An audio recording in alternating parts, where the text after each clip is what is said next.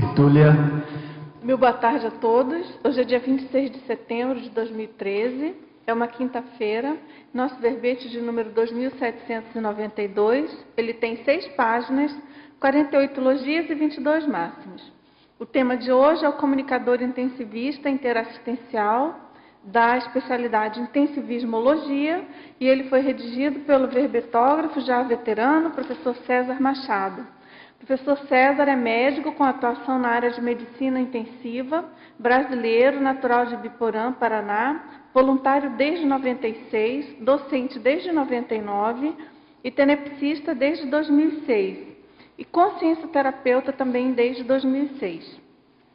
O comunicador intensivista interassistencial é a CONSIM, homem ou mulher, profissional de medicina intensiva, cosmoético, empático, antiemotivo e parapsíquico, atuando na condição de arrimo energético grupal, responsável em reportar o estado de saúde do paciente internado em ambiente crítico ou de unidade de tratamento intensivo, UTI, para o próprio doente ou para os familiares do mesmo, assim como noticiar a dessoma para o grupo intrafísico afim a tal consciência.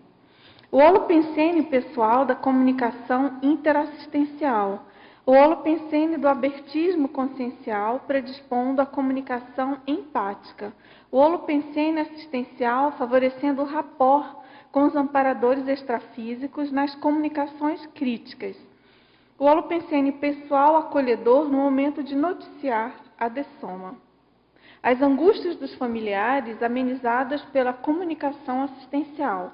A comunicação efetiva e afetiva, minimizando dificuldades, incertezas e ansiedades.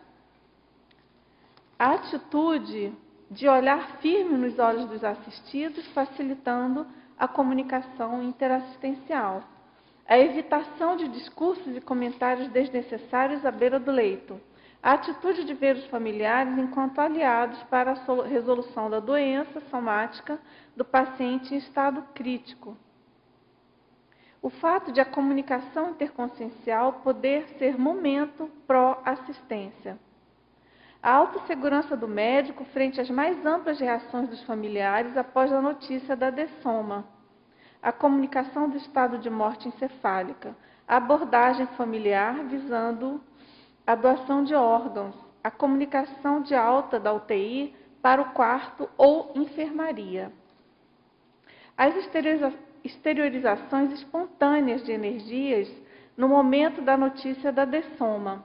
A doação energética no abraço sincero e afetivo ao familiar em luto. Os banhos energéticos no ato da comunicação das condições de gravidade somática, evidenciando a presença dos amparadores. A autossustentabilidade energética, potencializando a autoconfiança na comunicação interassistencial na UTI. A ressaca energética pela ineficiência da desassim. A psicosfera densa do paciente mal assistido, contribuindo para os conflitos familiares. Eu chamo a atenção que na fatologia tem 27 linhas, né, o que considera aí um máximo. Também no detalhismo a gente tem 17 máximos. Está bastante detalhado, né, bastante rico aí, muitas abordagens bem profundas sobre o tema. E na remissiologia nós destacamos o acolhimento hospitalar, a autoconsciência verbal, o intensivista assistencial parapsíquico, oportunidade de ajudar e perfil assistencial. E na frase enfática, ao comunicador intensivista interassistencial, importa a autoexpressão, franca mas acolhedora, antiemotiva porém afetiva, impactante, todavia assistencial, dentro da paradoxologia das UTIs. E na questionologia, para você, na condição de profissional de terapia intensiva, os atos de comunicação com pacientes e familiares na UTI são vistos ao modo de oportunidade de assistir os interlocutores ou ainda apresenta resistência em realizar tais ações? Em caso de inabilidade pessoal, como vem fazendo para melhorar tal situação. E na bibliografia específica, nós destacamos 2 fontes bibliográficas. Agora, professor César,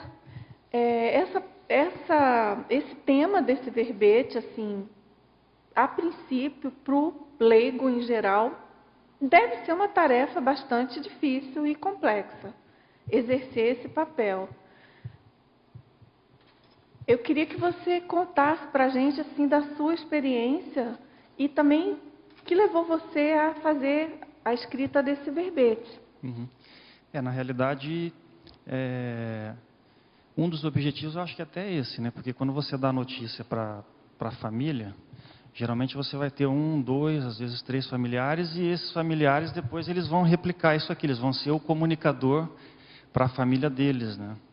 Então, eu acho que, assim, uma hora ou outra, todo mundo pode acabar passando por uma situação dessa, de ter que ser esse arrimo, né, energético, interassistencial, e ter esse estofo, essa habilidade, pelo menos estar pensando nisso, né? De repente você tem um parente que está no hospital, está na UTI, você recebe aquela primeira notícia e depois você vai ter que ser a pessoa que vai fazer a mesma função, né, para a sua família, né?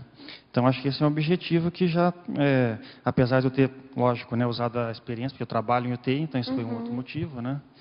E teve uma fase, agora eu estou com um pouco menos de carga horária, mas teve uma fase que eu chegava a trabalhar 80, 90 horas semanais, né? Então, assim, era muito comum ter alguma dessoma, né, que ocorria durante o meu plantão e eu ter que conversar com a família. E outra coisa é o fato de, geralmente essas conversas com as famílias, elas ocorrem no período da tarde, né? Então, também fazia muitos plantões à tarde, sempre eu estava conversando com a família. Então, foi isso outra coisa que me motivou a estar estudando um pouco mais isso. Por quê? Porque, primeiro que eu vi às vezes que a minha comunicação, ela não era tão efetiva, tão assertiva, às vezes gerava, né, alguma dúvida na cabeça do paciente, aquilo voltava nos dias seguintes, então falava, não, o negócio não foi adequado, né? Outra coisa que via muitas vezes é observando os outros colegas médicos, ou às vezes tem um enfermeiro que também trabalha na UTI, ele também exerce essa função, né? Muitas vezes ele também passa nos leitos, tirando dúvidas mais específicas de enfermagem, mas sempre acaba surgindo alguma outra coisa. Então, se o enfermeiro ele for interessado, né? Até tinha um enfermeiro lá que trabalhava na UTI do trauma, né? Que a Stephanie apresentou o verbete dela na terça-feira, ela comentou que ela é uma enfermeira bastante interessada. Então, geralmente, ela acabava pegando detalhes da história que o próprio médico, que era responsável pelo paciente, às vezes a gente, ele como plantonista que estava com a correria de fazer outras coisas, tinha conversa e não sabia determinados detalhes que ajudavam você a entender o contexto da família, né, o que estava acontecendo, porque muitas vezes que o familiar apresentava determinadas reações, de repente o próprio paciente, o que ocorreu, que levou esse paciente a vir parar na UTI. Ah, você até colocou aqui na fatologia, se não me engano, né, a importância da conversa com os familiares para ajudar aí na assistência. Exatamente. Interessante isso. E na realidade, um outro motivo foi justamente o fato de que é muito comum, principalmente o pessoal que trabalha na área da saúde, pensar assim, não, UTI é um lugar que você não tem comunicação lá. Por quê? Porque os pacientes estão sedados, né, ou estão entubados e num estado crítico e não tem. Então, até o pessoal brincava, né, que sempre falei muito sobre isso. Não, preciso trabalhar mais a minha comunicação oral, verbal, né?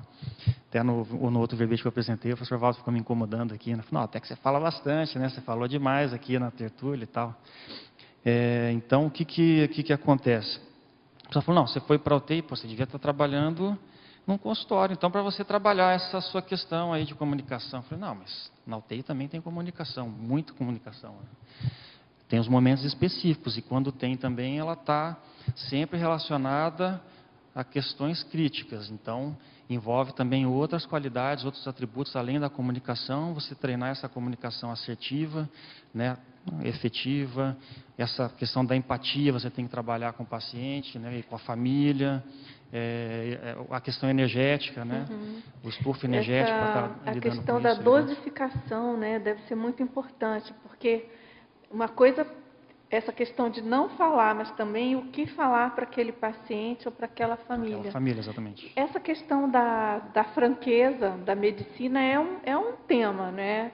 Parece que tem diferenças substanciais mais dos americanos, da escola mais brasileira. Como é que você vê isso? De falar tudo, omitir? Como é que você lida com isso? Então, na realidade, até a gente colocou isso aqui no verbete, a questão do paternalismo, né? Deixa eu ver aqui onde é que está isso.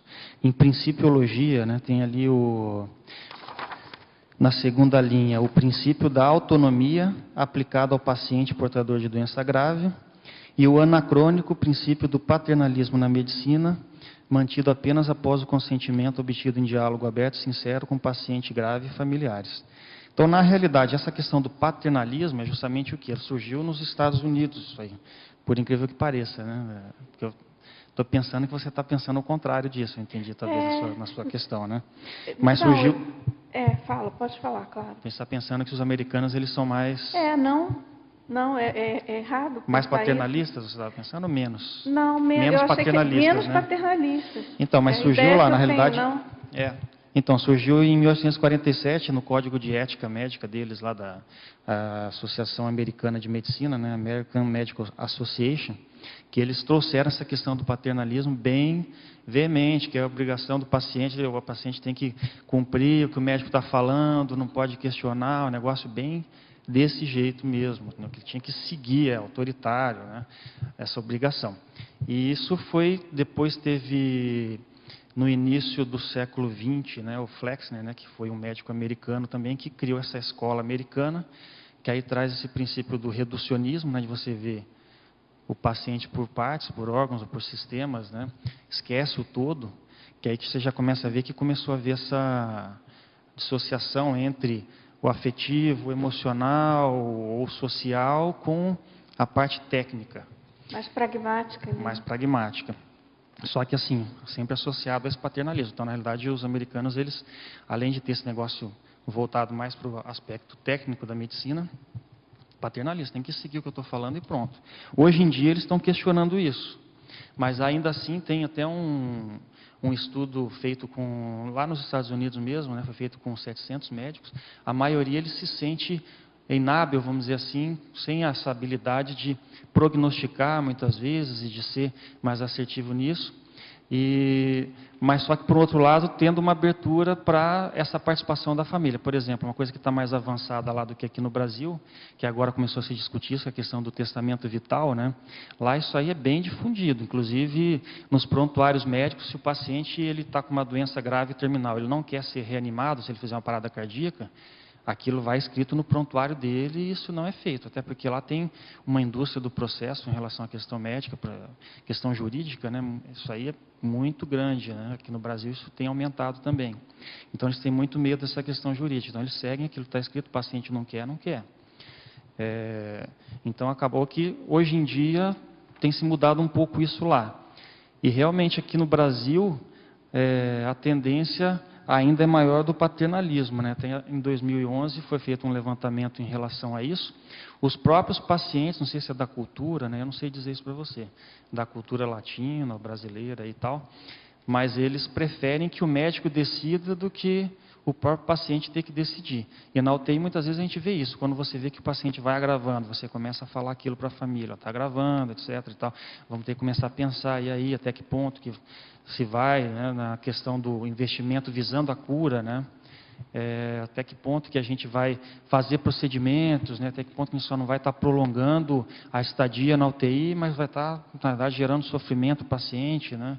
Vai estar tirando a dignidade dele. Geralmente é uma tendência de não participação, não, vamos fazer o que tiver que fazer, e tal. Não quer pensar nisso, né? Não quer pensar em tomar esse tipo de decisão, fica mais a cargo do médico. Só que aí o médico também, como isso, essas questões legais ainda tem muita discussão em cima disso, né? Distanásia, ortotanásia, né? Quando que você pode fazer uma coisa, quando que é outra, né? Já tem algumas coisas relacionadas à lei, né? Em cima disso, mas ainda há muito medo na hora do próprio médico ter que decidir sozinho. Então, e outra coisa, a própria formação, de ter que curar, de ter que salvar, né? De ter que tirar o paciente. Então acaba muitas vezes fazendo uma série de procedimentos que já sabe que não vai reverter mais o quadro, mas por medo do processo, insegurança, às vezes tanatofobia do médico, eu já vi isso também. Então o médico tem medo de abordar a questão da morte e então, consequentemente, também ele não consegue abordar isso com a família e ele quer que o paciente viva também. Então tem várias coisas que envolvem, né? Mas a gente vê hoje que realmente, hoje em dia, apesar de ter surgido nos Estados Unidos, lá há uma participação maior já do paciente. Aqui no Brasil isso ainda é menos, mas o próprio paciente ele tende a querer que é paciente mesmo, né? Não, o que eu tenho que fazer? Então, houve aquilo. Apesar que tem mudado um pouco, né? Quando você trabalha em consultório, você vê que agora a gente brinca, né? O Dr. Google, né? Todo mundo vai lá no Dr. Google e né, pesquisa alguma coisa lá referente ao problema que ele está tendo, sintoma, doença, dieta. Diagnóstico. Né, tudo. Uma vez eu vi um depoimento de um médico, eu não lembro, mas até que foi aqui mesmo, no tertuliário, mas é justamente essa abordagem séria, né, de que o papel do médico no consultório mudou muito depois do Google. Na UTI aconteceu isso, né? Tem na UTI que eu estou trabalhando agora, a médica que é a coordenadora responsável, uma vez tinha uma família que estava gerando muito conflito justamente porque o paciente estava grave, agravando e eles questionando tudo. E até que um dia o cara veio e imprimiu na internet um protocolo para tratar aquela doença dentro de UTI. Não sei de onde que ele tirou aquilo, e, na mão assim, para questionar ela. Não, mas você segue isso aqui? Como é que é e tal? Nossa. Então, acontece, né? Pode acontecer isso daí. Isso mas, aí eu vi uma vez dentro da UTI, eu vi isso uma vez só, que foi isso aí, né? Puxa, mas você sabe que eu vou fazer só um parêntese. Eu defendo a ideia de que se faça um curso de medicina para não médicos, sabe? Para pacientes. Não, é porque agora tem tanta especialidade, eu acho isso muito sério, que alguém tem que coordenar isso, não pode ser o médico especialista. Aí tem aquela história do clínico geral, né, médico de família, aquele outro conceito da medicina holística e tal. Mas eu acho que é o paciente, se ele tem uma certa dose de saúde, né, não está ali entregue às baratas, ele devia ter competência para administrar bem aquilo, né? E eu acho que tudo bem, o Google ajuda bastante, mas acho que um cursinho aí, eu faria um EAD aí, pró-medicina, porque começa a ficar muito complexo, né? Eu estou brincando, mas acho bem sério, com a questão da especialidade, da quantidade de exames e essa questão dos efeitos colaterais e começa a ficar muito difícil para o paciente, né? E aí, até você falando isso, eu lembrei de outra coisa, né, que a gente pode complicar um pouquinho mais isso, e que para o médico acaba sendo interessante, pelo menos para mim que eu vejo, é você conseguir ter uma tranquilidade a hora que você sente alguma coisa e você saber, não, pode ser isso, pode ser aquilo outro, mas não tem lógica, e você conseguir diferenciar, às vezes, quando isso é mais energético, extrafísico do que físico. Então, você começa a sentir algum desconforto ali, opa, será que eu estou infartando, né? Como é que é? Não, mas por que eu estaria infartando? Então, você consegue fazer uma associação ou vamos dizer assim, desassociar, né, uma coisa da outra, né? Você consegue eliminar a hipótese física mais facilmente, eu penso por aí. Não que isso não vai exigir, às vezes, que o próprio médico vá fazer exames também, né? Isso é bem interessante também. Mas também ajuda nisso, claro. E acho que ajudaria isso para a pessoa que não conhece nada, né? Claro. Eu vejo que o professor Valdo, ele fala muito disso, né? Que o ideal é que as pessoas soubessem mesmo de medicina, fala medicina, psicologia e a filosofia, ele coloca, né? Que tem uma lógica, né? Porque você vai ter conhecimento da saúde física, saúde emocional, como que é que se fala, como é que funciona, né? E a parte mais filosófica, que eu acho que aí envolveria mais a questão mental somática mesmo, né? Da racionalidade, etc. Tá certo, o famoso trio, né? Mas vamos lá, temos aqui já algumas perguntas, professor César. Ao verbetógrafo, então, professor César. Na fatologia, página 2, linhas 1 e 2. Como ter essa frieza assistencial no ato de comunicar informações impactantes sem se deixar ser engolido pelo holopensene emocional do contexto? Mas ela falou na linha 1 e 2... Não está aqui, não. Linhas 1 e 2. Da fatologia? Engraçado, né? Não está. Mas essa questão da frieza... Como ter frieza... Eu coloquei em algum lugar. Aqui. Você colocou... na linha 1 e 2 da página 2 aqui, tá. Página 2, né? Isso, é. A frieza assistencial no ato de comunicar Isso, informações exatamente, impactantes. na página 2. Então, na realidade, até a Stephanie comentou um pouco a experiência dela aqui na terça-feira, né? Deu aquele exemplo do paciente que está lúcido, ele está com uma dificuldade respiratória e se não for feito determinadas medidas, que não necessariamente elas podem ser eficazes, né? Mas ele vai acabar tendo que ser sedado e colocado entubado, colocado no ventilador. Então você tem que chegar para o paciente e falar aquilo. Falar, ó, seguinte, a gente precisa, que ela deu o exemplo da ventilação não invasiva, né, que usa uma máscara, né, junto com o aparelho, né, o respirador, mas com uma máscara que realmente é desconfortável. Você coloca aquela pressão no rosto do paciente, né, ela fica muito pressionada ali. Tem as pressões do aparelho para jogar o ar também, para poder abrir o pulmão, né. Mas a gente sabe que é ruim isso daí, que é desconfortável. Mas o paciente precisa fazer aquilo, senão ele vai piorar. Então, às vezes, você tem que ser firme, né? Eu acho que passa por essa frieza, quer dizer, o paciente está sofrendo, mas você não pode entrar na emocionalidade no sofrimento dele. É a mesma coisa quando você vai dar uma notícia de que o paciente está grave, já está em falência múltipla de órgãos, que não tem mais volta, né? Daquele ponto ali a tendência é só piorar, que vai, né, morrer mesmo, vai dessomar. E agora, recentemente mesmo, tive um caso assim, que aí, na hora que eu já percebi, de manhã o paciente não mostrava tanto isso. No início da tarde, era um paciente terminal já, no início da tarde o paciente já estava, na hora que eu cheguei para reavaliar, falei, pô, esse paciente aqui está indo, né? Até comentei com o técnico de enfermagem que estava cuidando, né? E aí, vamos ter que fazer uma abordagem sobre isso com a família. E na hora que eu entrei lá, porque daí você começa a passar nos boxes, né? Quando eu cheguei nesse, era o quarto paciente, estava o marido e o filho. O filho já estava chorando, quer dizer, ele já viu a mãe ali, já viu que, percebeu que não estava bom o negócio, viu que ele já estava emocionado. Então, se eu chegasse ali, teria que abordar aquilo, eu já sabia que ia ter que abordar. Me emocionasse, começasse a chorar junto com ele, não ia funcionar. Provavelmente eles iam ficar até descrentes em relação ao que eu precisava falar com eles. Então você tem que manter isso que a gente chama de frieza assistencial, porque são informações impactantes para a pessoa, que você sabe que vai gerar um impacto, ou você vai confirmar aquilo que ela já está vendo, mas que não quer ver, né? Muitas vezes. E você tem que ser, de um certo modo, frio. É diferente, por exemplo, vamos dizer assim, quando você pega a questão de burnout, né, ou defasagem energética, a pessoa está trabalhando num ambiente de UTI, um ambiente que exige muito, muitas vezes é um ambiente pesado, né, igual tem UTIs que você tem muitos pacientes acidentados, pacientes que levaram tiro, né, às vezes junta lá aquela quantidade de pacientes, um levou um monte de tiro, é bandido, o outro sofreu um acidente grave, o outro é etilista crônico, suicídio lento, né? Se for pensar, o outro tem AIDS, um monte de paciente, cada um com histórias mais complicadas, contexto energético e extrafísico complicadíssimos.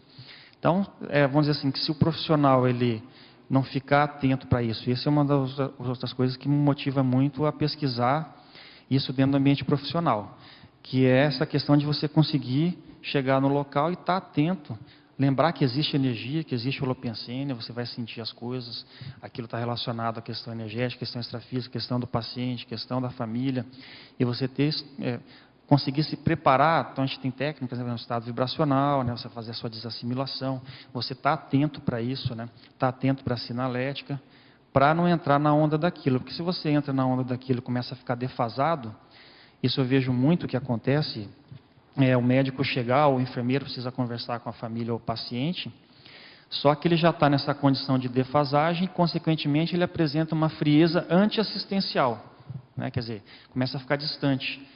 Então, não olha os detalhes, né? Igual a Stephanie comentou lá, daquele grupo lá de técnicas de enfermagem mais assistenciais, né? Que ela comentou na terça-feira. Então, que está o tempo todo olhando, mas será que, está descoberto, será que está com frio? Às vezes você está. Se a pessoa está defasada energeticamente, ela já começa a ter um distanciamento natural, ela nem está olhando se o paciente está com frio. A comida esfriou lá no balcão e ninguém viu que não foi dada a comida para o paciente não está na UTI, às vezes precisa que dê a comida na boca dele, né? Então, certas coisas começam a passar batido para aquele profissional que está cuidando diretamente do paciente, justamente porque ele começa a apresentar sintomas de defasagem energética, de burnout, e essa frieza anti-assistencial. Então, a frieza assistencial já seria um oposto disso, que é você conseguir, como se você tentasse manter um certo distanciamento emocional, mas ao mesmo tempo você tem que ser assertivo, mas você tem que ser afetivo também, você tem que ter empatia. Às vezes você vai ter que sorrir, você vai ter que olhar nos olhos da família ali, ou do paciente, para você dar informação, para você falar sobre aquilo, né? Então é uma frieza técnica, mas ao mesmo calculada, e ao mesmo tempo visando otimizar aquela assistência ali daquele momento. Em geral, você consegue fazer esse planejamento de como vai dar a notícia ou não dá tempo, não tem? Não, dá tempo. Em geral, eu procuro pensar antes, né? Porque se você já vê, geralmente, o que acontece às vezes, né? O pessoal fala assim, aquele paciente ali agravou muito, não vai sair mais. A gente está vendo que não vai, já está, né, com uma série de complicações. Tem que abordar a família. Puxa, mas essa família, eles estavam aqui já criando problema, o pessoal fala, né? Pessoal, a família estava criando problema. Então vem aqui, questiona demais, pergunta se está sendo feito certo, fica olhando pequenos detalhes que são coisas dos equipamentos, dos aparelhos que às vezes você nem vai conseguir explicar para eles como é que é aquilo, né? Para o funcionamento, né, daquilo tudo ali naquele período que está ali, ou questiona se o tratamento está adequado, aí vê que tem um hematoma no braço, mas o que aconteceu? Então você tem que geralmente eu procuro calcular, isso aí já pensar, tem certos questionamentos que geralmente são sempre os mesmos, né?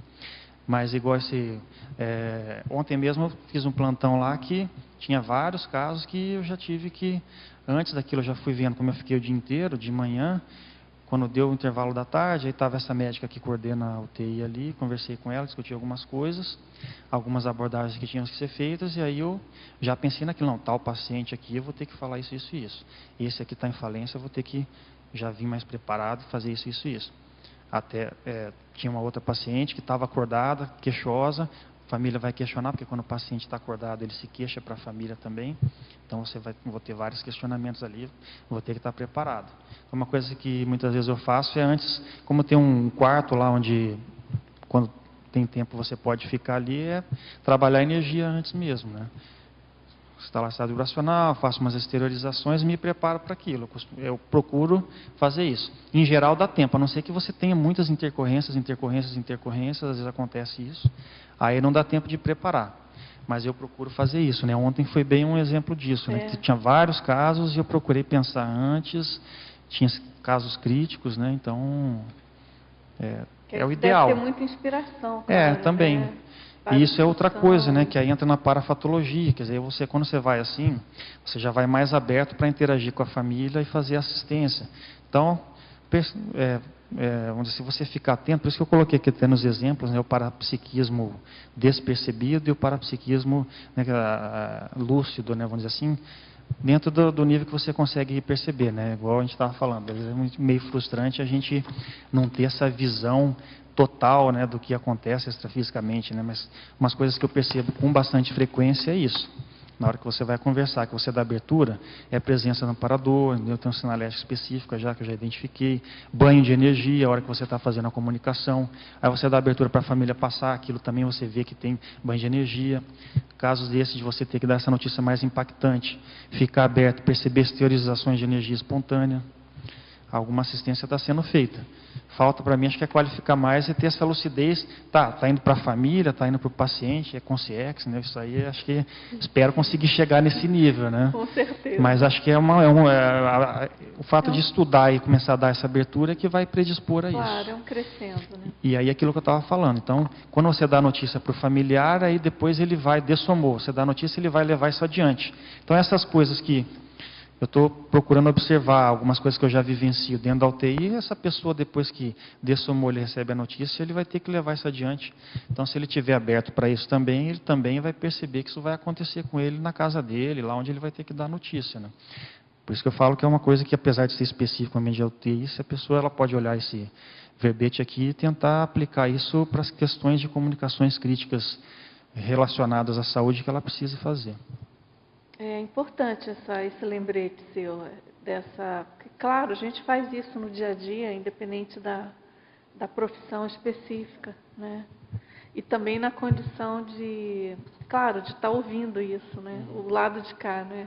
Saber ouvir também. Saber ouvir, saber ouvir isso. a notícia impactante do Sim, médico. aprender a ouvir a notícia impactante também. É. Eu, particularmente, assim, eu já tive próximos a mim os avós, né? E tio também, que dessomaram, né? Só que eu já estava um tempo longe e não sei, se talvez entrou já essa experiência em UTI, você já está muito acostumado a ver pacientes graves, não tive aquele impacto, né? Você conseguir levar aquilo racionalmente. Até teve um caso de um avô meu que ele estava muito grave, ele teve uma série de complicações, fumou muito ao longo da vida, teve complicações por causa disso, eu já estava com 90 anos, né? Eu morava no Rio de Janeiro na época, e eles moravam em Londrina, né? Que é a cidade ali do lado de Ibiporã, né?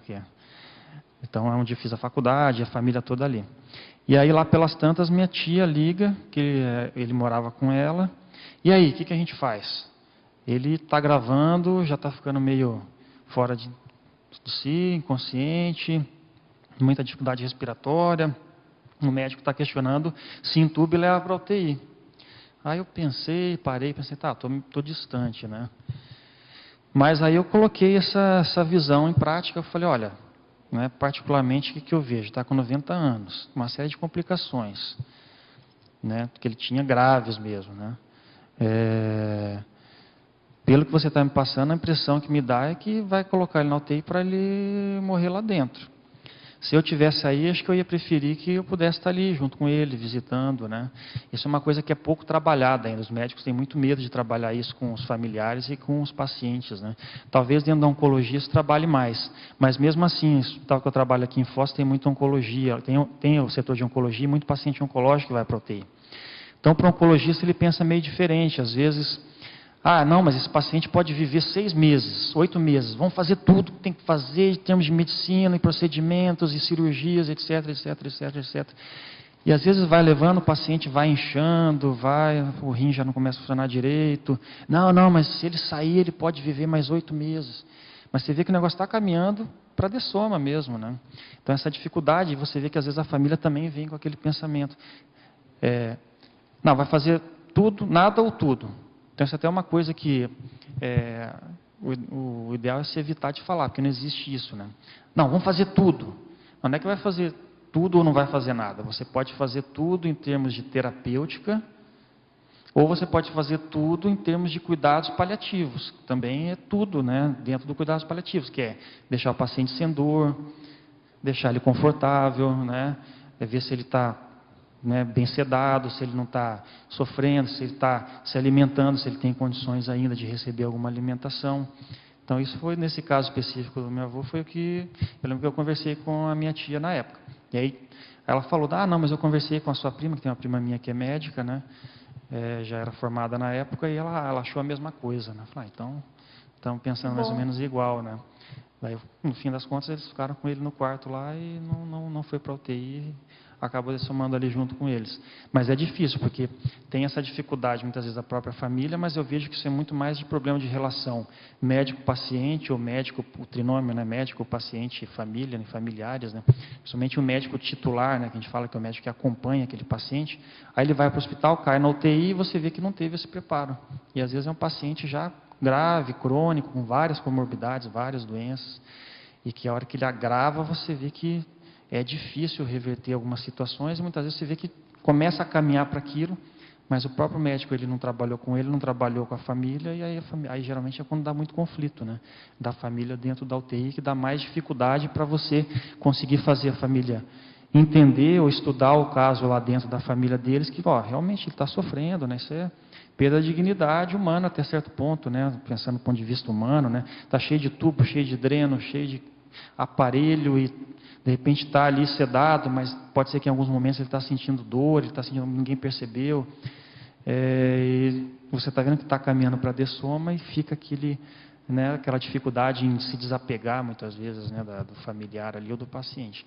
Então isso é uma coisa que se trabalha pouco isso nas faculdades de medicina, os médicos têm pouco preparo para isso, né, e acaba se trabalhando pouco isso com o paciente, e dentro da UTI a gente acaba visualizando muito essa E condição. acaba entrando, então, nesse rolo compressor aí, que é uma Exatamente, que indústria é aí. da obstinação terapêutica. E aí, junto com, claro, com essa formação médica, né, de salvar, Salvacionismo, né? Tem que curar, tem que salvar. Até um aforismo interessante que eu coloquei aqui no começo, né, que me chamou a atenção. Eu nunca tinha visto isso. Eu fui ver nesse livro aqui, que é um livro de cuidados paliativos, né, na unidade de terapia intensiva. Não sei se ele aparece ali. Aparece. Que é um livro que ele é indicado, recomendado pela especialidade, a Associação Médica Brasileira de Terapia Intensiva, é o livro que eles recomendam em termos de cuidados paliativos, né? É o livro da AMIB. E aí eu vi esse aforismo pela primeira vez ali, na faculdade toda, 15 anos de formado, eu nunca tinha ouvido, né?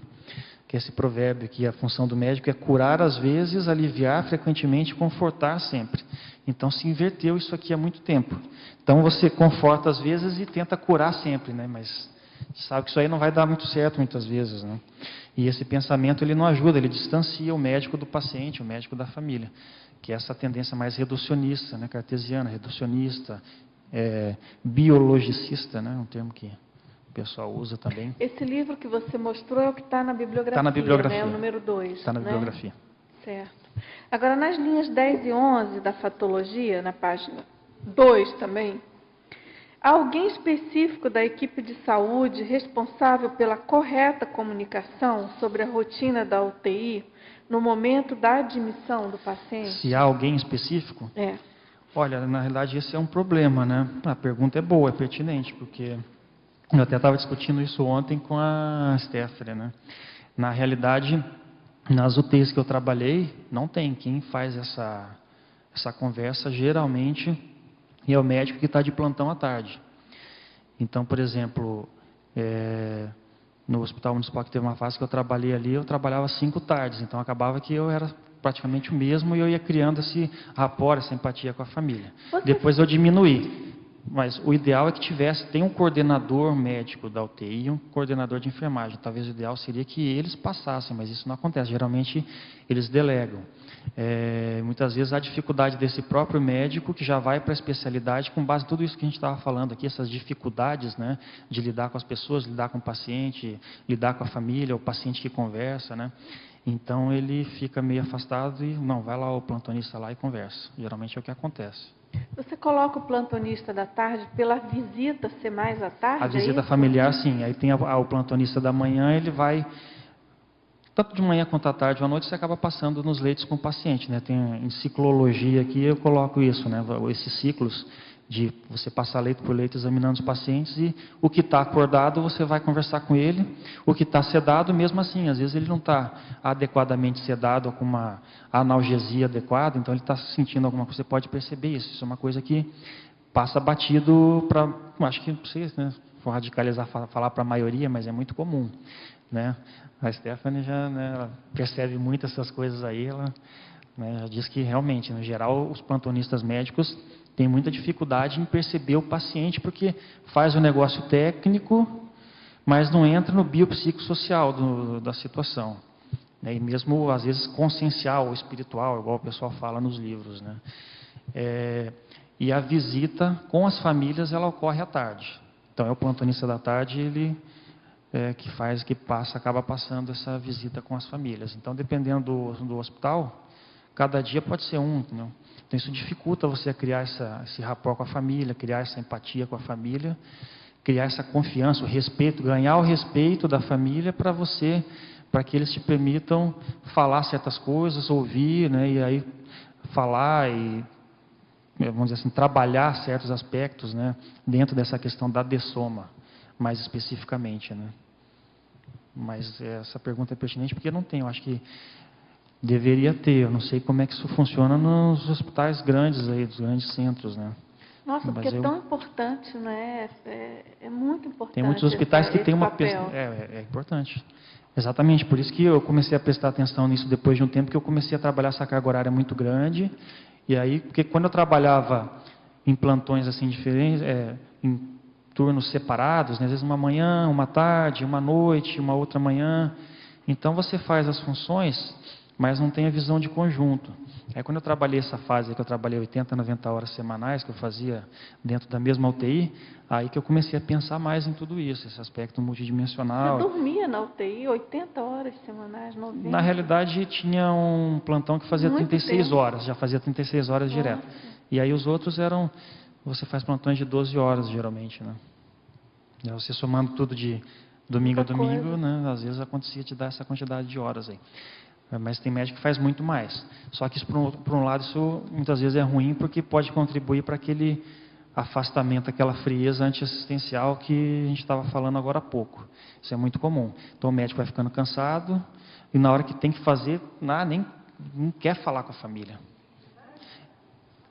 Também, né? Também tem isso. O junto cansaço físico, a contaminação energética, que ele não percebe, assimilação, né? E aí vai gerando esse distanciamento. E na hora que tem que conversar com as famílias, que é um momento dos mais importantes hoje em dia, com esses livros de cuidados paliativos, né, teve até aquele caso daquela médica lá em Curitiba, né, que foi muito falado recentemente. Então, esse ano mesmo, os congressos aí que pude participar, tem se falado mais nisso, essa questão da humanização dentro das UTIs, que aí passa por toda a equipe, né, tem que ser multidisciplinar. Todo mundo, né? Então se trabalha muito com isso. Você pensa que esse movimento ele já está ocorrendo no Brasil? Isso já é um fato? Sim, tem até uma política, né, de humanização nos hospitais de uma maneira geral, né? Não só desde a unidade básica de saúde até os hospitais e UTIs. Mas eu vejo que isso é muito fraco, tem discussões, é muito teórico, mas na prática o que deveria acontecer, que eu vejo nas experiências que eu tive, não sei se você quiser falar alguma coisa, mas que geralmente se dá mais atenção para a questão administrativa do que tanto o processo assistencial, por incrível que pareça. Então, você está trabalhando em áreas totalmente voltadas para a assistência. Todas as áreas de saúde são áreas que a sua profissão é assistência, né? Claro. É um privilégio, até um certo modo, se a gente for ver, né? Você trabalhar numa profissão que a sua profissão, todo dia, ela é assistência. Você não vai fazer, você vai ser assistencial se acontecer alguma coisa desse tipo, né, que ela estava colocando, né, contaminação energética, essa questão física, ou a próprio modo de ser, de pensar daquele profissional que já está numa profissão assistencial, mas ele não tem aquela assistencialidade desenvolvida, ou essa visão, esse enfoque. E às vezes isso junta todos esses fatores, né? A falta de assistencialidade de muitos, ou a falta dessa visão assistencial mais ampla ou melhor, ou essa questão de estar tentando visar o paciente, a família de uma maneira biopsicossocial, como se diz, né? E até consciencial, né? O espiritual, como eles usam nos livros, né? Que você entrar às vezes no aspecto religioso, muitas vezes, ou não religioso, né, mas essa questão da dessoma, né, como um todo, né, questão da morte, né, biológica. Então, tem-se muita dificuldade em relação a isso. Aí você tem os hospitais, ou as próprios, as secretarias de saúde, focando muito mais no aspecto administrativo, muitas vezes acaba focando muito na aparência, tem questão política, principalmente serviço público, né? Entra muito a aparência, né? Aquele medo de perder o voto nas próximas eleições, então acaba se fazendo muitas ações que, no meu ver, tem muito mais uma finalidade de fachada, populista, né? Populista. Aí para quem está lá dentro, a gente acaba vendo que tem muitos problemas e aquilo está batendo na questão da assistência, que é o papel assistencial de cada profissional ali dentro. Então, se a gente conseguisse ter um hospital, a gente estava discutindo isso na terça-feira, né, onde juntasse um grupo de pessoas com essa visão assistencial, ou uma UTI, né, o Stefano, a gente conversa, vamos ter que abrir a nossa UTI aí uma hora ou outra, né. Você tentar juntar esse grupo de pessoas que tem uma visão assistencial, que está pensando nisso o tempo todo, se possível, com essa visão, né, do parapsiquismo, das energias, né, que aí acho que já seria, não sei, não vou dizer que é uma utopia, né, a gente faz uma perspectiva aí, sei lá para quando, né, a gente chega numa condição dessa, né. O que acontece o Sr. Valdo mesmo fez tantas perspectivas e as coisas aconteceram, a própria CCCI, né. Não, se a gente pensar, são tantos profissionais da saúde já aqui em Foz, né, que eu não vejo nada tão distante. É preciso rever isso, porque é uma falta de respeito, não somente aos profissionais da saúde, que eu, pelo que escuto de vocês, é uma coisa muito séria, né? A intensificação das horas de trabalhar, e vai ficando, não somente a pessoa do médico, o profissional, fisioterapeuta, psicólogo, fica afetado na própria saúde, realmente é um atentado contra a saúde de quem está assistindo.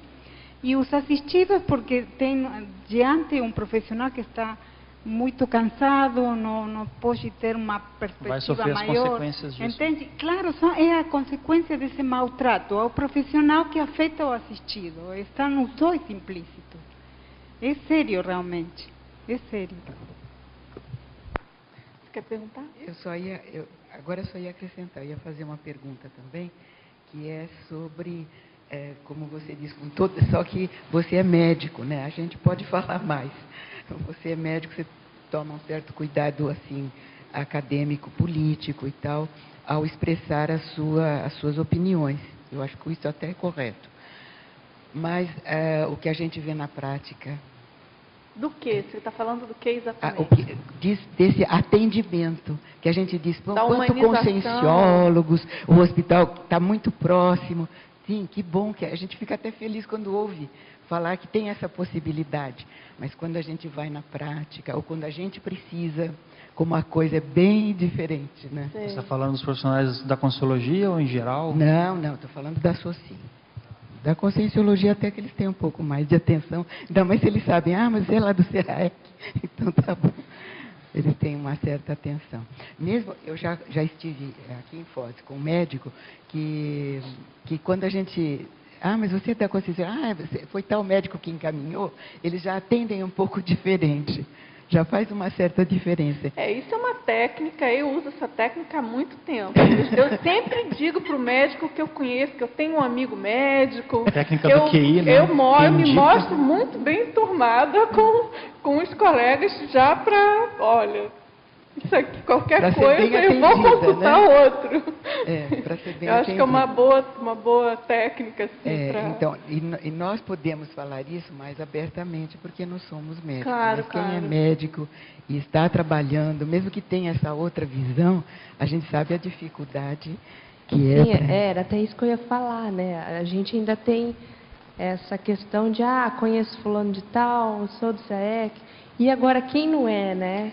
E os vários João, Maria, que tem por aí, que não é conhecido de ninguém, vai lá e às vezes é tratado como... e a gente vê aquelas filas intensivas, aquelas pessoas que não podem nem andar, deitada no chão, no corredor. Né? Não, se a gente for entrar realmente nesse mérito do sistema de saúde em geral, é bem complexo, né? Agora porque já é uma abertura Claro. Já é uma abertura poder discutir sobre isso, né? Claro. Ver que pode ter um outro caminho, né?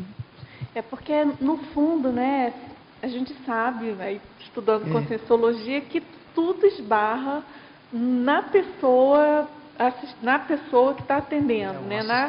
Na consciencialidade, na autoconsciencialidade assistencial daquele profissional, não é isso? Não tem dúvidas.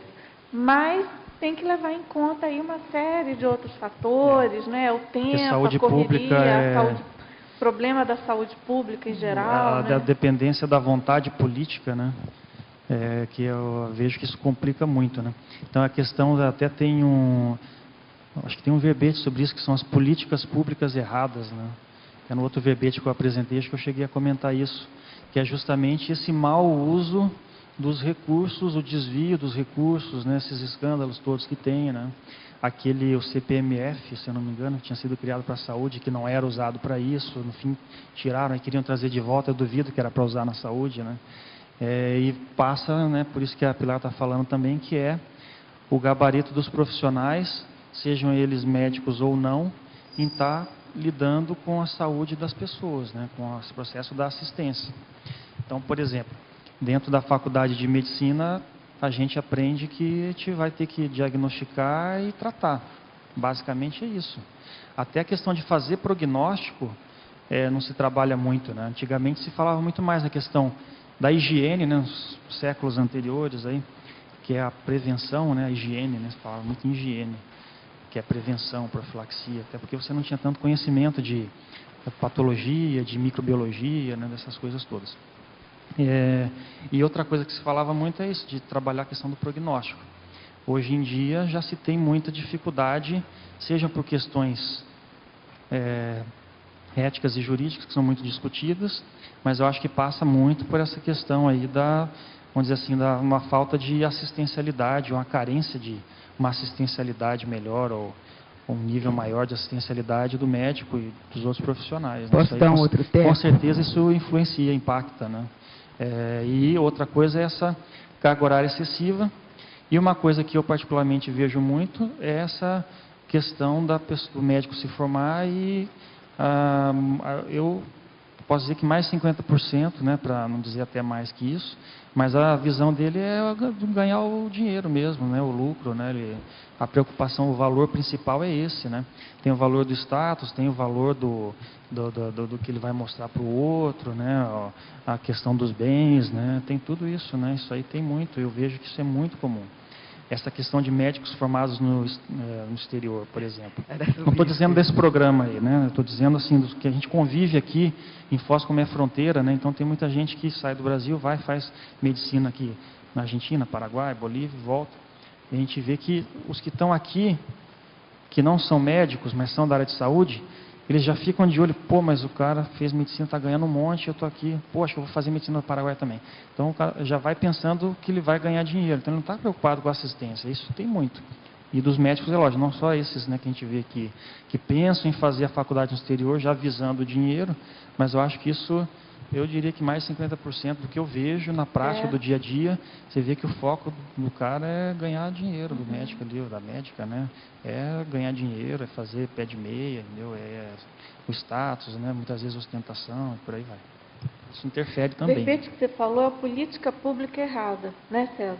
Políticas públicas erradas. Agora, a Pilar quer só ia comentar acrescentar ainda. o seguinte, que eu não sei se é diretor que se chama, do CRM daqui do estado do Paraná, ele ontem pediu demissão para não assinar isso que você estava comentando sobre essa formação de médicos e ele autorizar ou dar certificado para eles atuarem aqui no Paraná. Eu vi isso aí. É que aí acho que também já é outra questão, que é esse programa Mais Médicos, né, que acho que foge assim, um pouco do tema, mas... No caso dos cubanos, por exemplo... Tem muitas teorias em cima disso, né? Muita controvérsia. Muita controvérsia, né? Qual que é a intenção real, né? Mas a gente vê que há uma precariedade mesmo de várias coisas, em termos de estrutura, né? E tudo que tem que ver até que ponto que isso aí não é mais uma maquiagem, porque o que eu vi... 15 anos de formado, acho que de 15 anos em 12 desses 15 eu trabalhei em saúde pública, seja em posto de saúde, em emergência ou UTI, em enfermaria também. E nessa relação dos políticos com a questão da saúde, na minha visão, no geral, é sempre uma tendência mais populista e mais de fachada. A assistência mesmo, na hora que quem vai botar a mão na massa, eu acho que isso aí é muito falho ainda, né? Seja das pessoas que se formam e muitas vezes vão trabalhar ali, quanto da própria administração pública investir na assistencialidade dos profissionais, né? Então, eu acho que isso aí é bastante falho ainda. César, aqui Oi, Janete.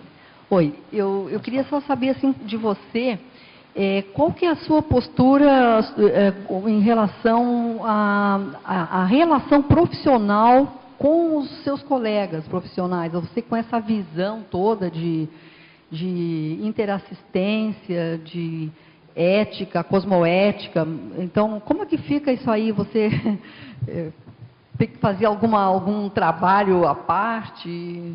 Olha, na realidade, é por isso que a gente estava falando aqui, que o Stephanie, às vezes a gente conversa, a gente vai ter que abrir o próprio hospital e UTI, porque é difícil, para não compactuar com essas questões, porque, no geral, não se tem abertura, você consegue encontrar pessoas e, às vezes, junta, afiniza, né, determinados plantões, mas é complicado, e eu tenho uma tendência grande, mais ou menos, igual a Stephanie colocou, da síndrome do justiceiro lá, né? Então, você começa a ver as coisas erradas e você manter, vamos dizer assim, com relação ao trabalho multidisciplinar ou entre a equipe, muitas vezes é difícil. Eu já tive bastante problemas em relação a isso.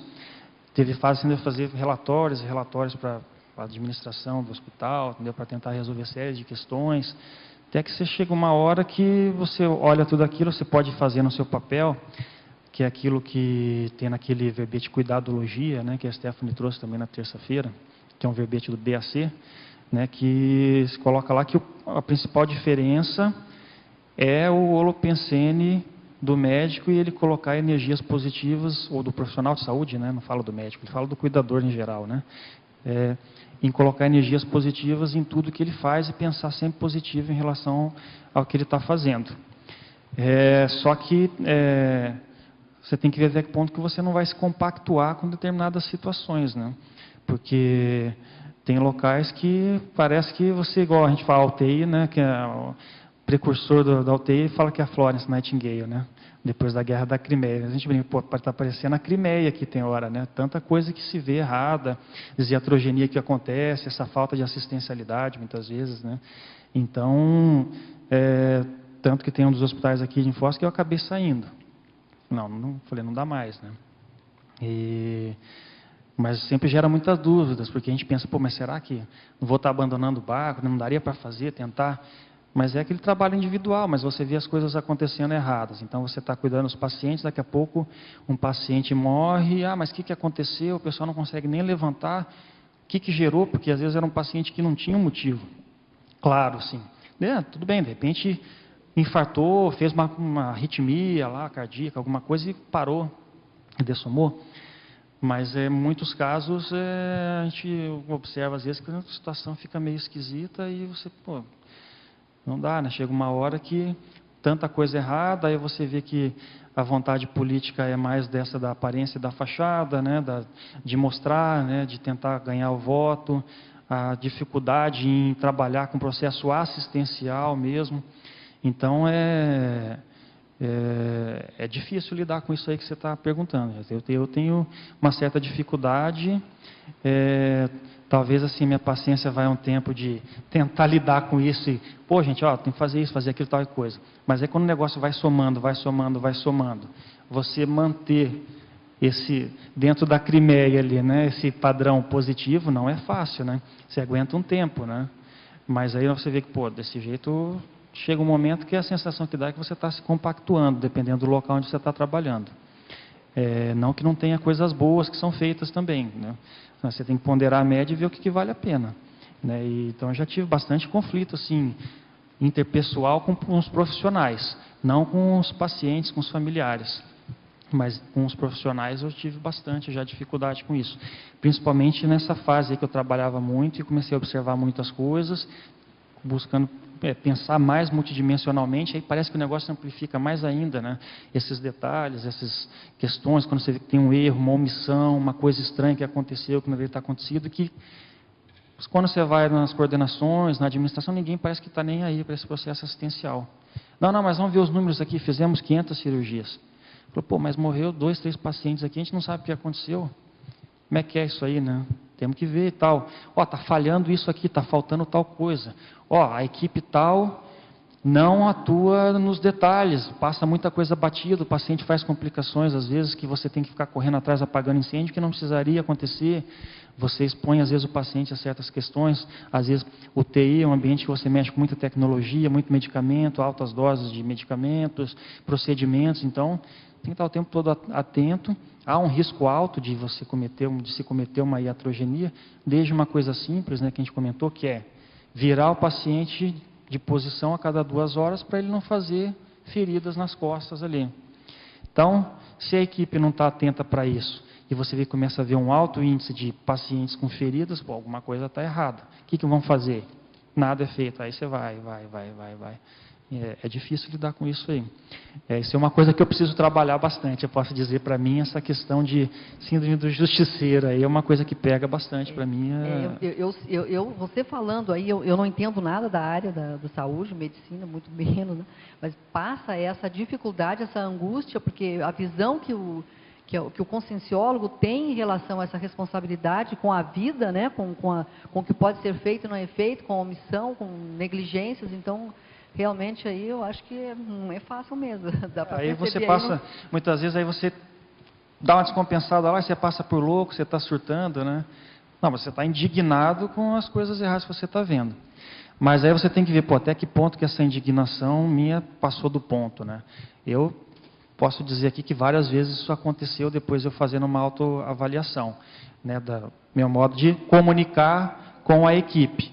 Dá para melhorar, mas aí você tem que ver isso, né, que vai somando as coisas, você está falando, calmamente fazendo relatório. Algumas vezes acaba dando uma descompensada. Aí você vê que, pô, aquilo está impactando demais e você não tá tendo aquele retorno, benefício para os pacientes que você esperava, né, que teria estar acontecendo muito erro, muita omissão, muita iatrogenia, uma falta de cuidado, uma falta de assistencialidade. Você tem que ver até que ponto que você vai continuar conivente, né?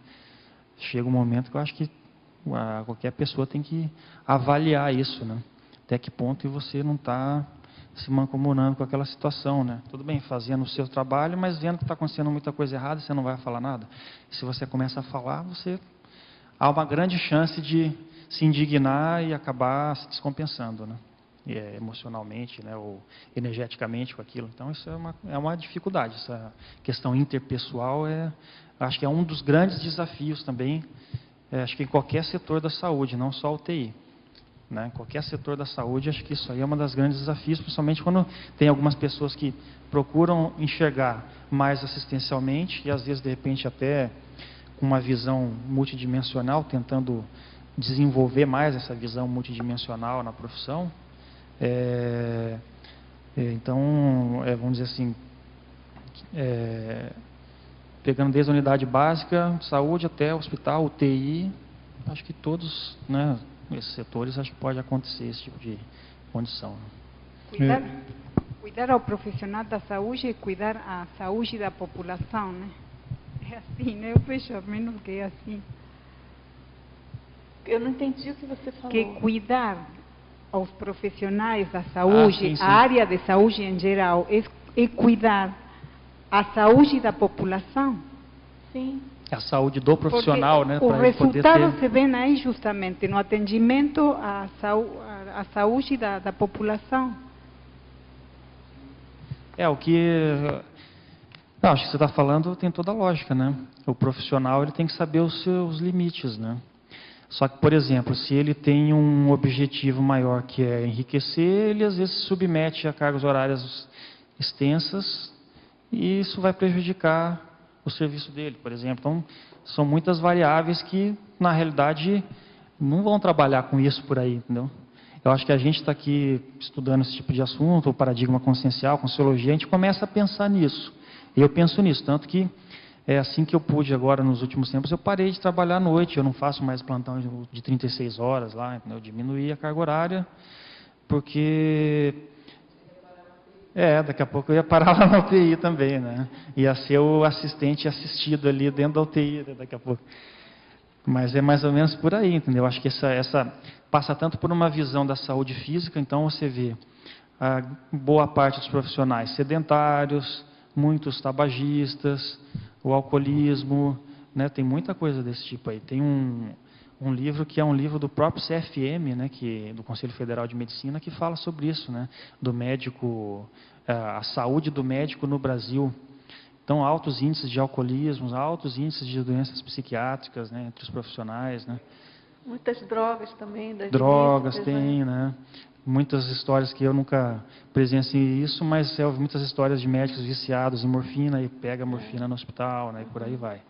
Então a gente ouve isso aí, né? Eu via isso na faculdade, que dizia que tinha pessoas lá que faziam isso, e já ouvi isso em outros locais que eu trabalhei, nunca lidei com a pessoa diretamente, né?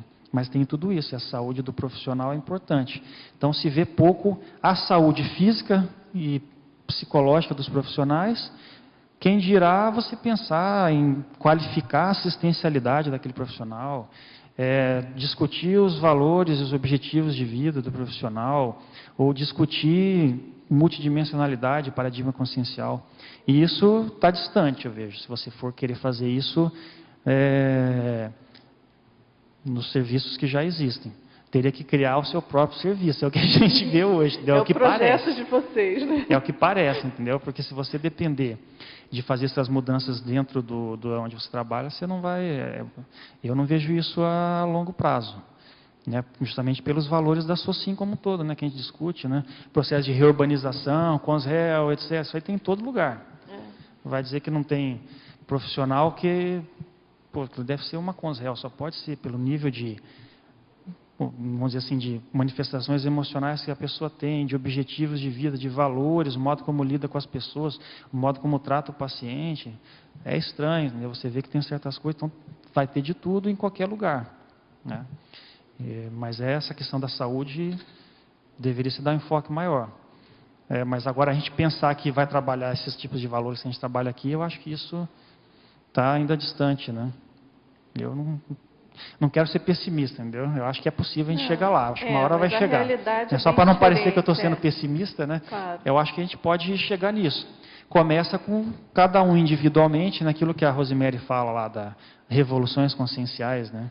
Então não adianta você ter o temperamento lá mais socialista, ficar se indignando lá dentro do serviço de saúde, querendo mudar o mundo, né? Mudar a saúde pública e ficar batendo de frente. Então você vai ter que ir, cada um individualmente, trabalhando, né, as suas revoluções conscienciais, né, como ela diz lá, internamente, né, intraconsciencial, e se melhorando, dando exemplo, né, começando a servir de exemplo a partir das ações, o modo como você enxerga, o modo como você lida com o paciente, o modo como você lida com a família. Eu acho que isso aí é que talvez vá trabalhando esses valores nos demais, através do exemplo.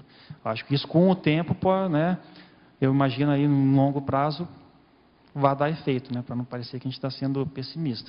Mas eu diria que para a gente pensar numa coisa não tão longo prazo, talvez teria que se pensar nisso uma hora, né, de ter um serviço onde a gente pudesse agregar pessoas com esses valores desde o início e tentar ir trabalhando tudo isso em conjunto, com foco na assistência ali. Mantendo esse holopensene inteiro, né? Professor César, aqui na parte da tecnologia, página 3, eu queria aprofundar 2 esclarecimentos sobre técnicas.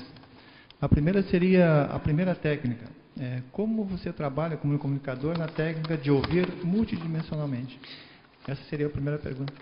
Isso seria mais ou menos isso que a gente estava falando no começo. Ouvir multidimensionalmente justamente começa primeiro você tem que tentar buscar essa atenção dividida entre o que você está interagindo com a pessoa e a percepção energética do contexto extrafísico que está acontecendo.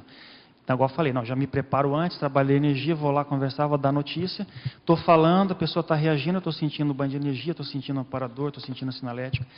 Então, e você perceber o contexto, às vezes é o contrário, tudo bem, tem casos que a família já está aceitando, mas tem casos que a família está reativa. Então, o ouvir multidimensionalmente passa por isso.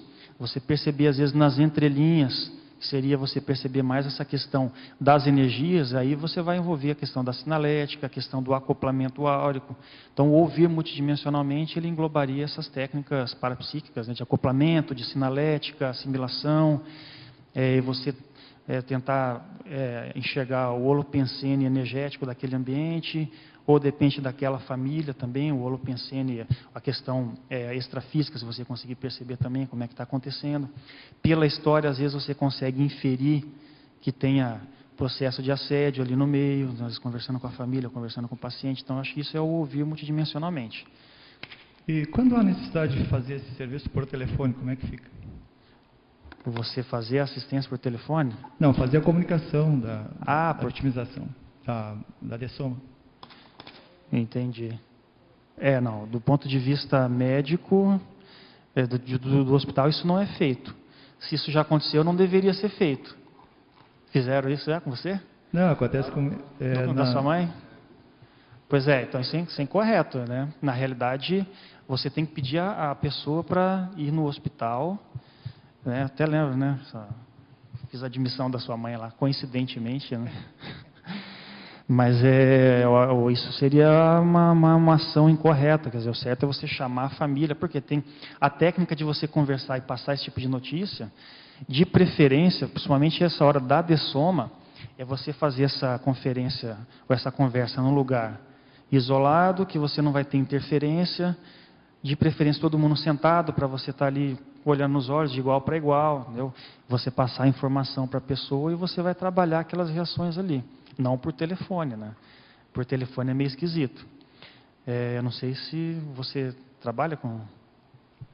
Eu trabalho na área policial, então, às vezes, uma vítima fatal, a gente tem que passar a informação via telefone, porque os familiares estão em outra cidade, outro estado.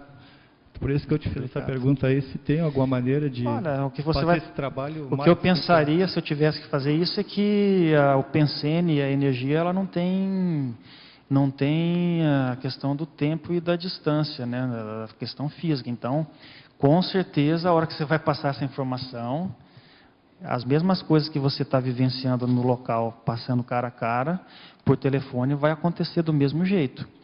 Né, e você vai gerar esse impacto. Então, eu acho que vale a pena você pensar, né, nessas coisas todas na hora que você vai dar esse tipo de notícia, porque são notícias bem impactantes, né?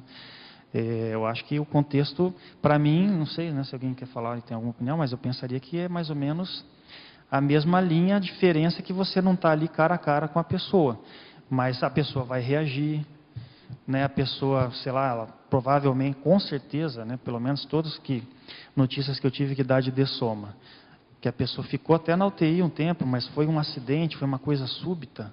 No seu caso, então, acho que até é mais crítico ainda, né? Que é súbito, né? Então, a pessoa morre, ninguém espera que aconteça aquilo, né? Uma coisa inesperada geralmente, acho que é a notícia mais difícil de você dar e da pessoa receber. Eu acho que, em geral, é que vai impactar mais, porque você não está esperando, é diferente quando vai adoecendo aos poucos, né? Então, eu penso que seu desafio com isso aí não deve ser fácil, não. Eu colocaria as mesmas técnicas, né?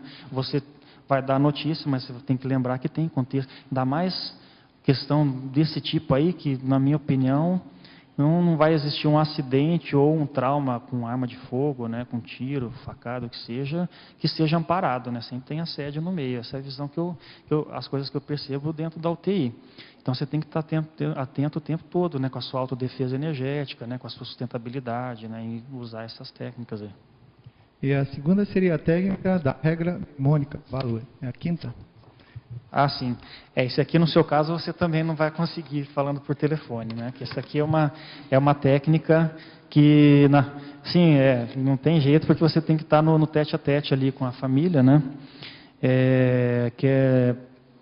São alguns itens aqui que eles colocam na realidade, para você ter uma técnica mnemônica, para você lembrar na hora como abordar aquela família, né? Então, no caso V ali do valorize, né, que é valorizar o que os familiares dizem ou estão dizendo, o A ali empatizar ou validar as emoções, então você está atento às emoções que surjam, né, dos familiares ou do paciente.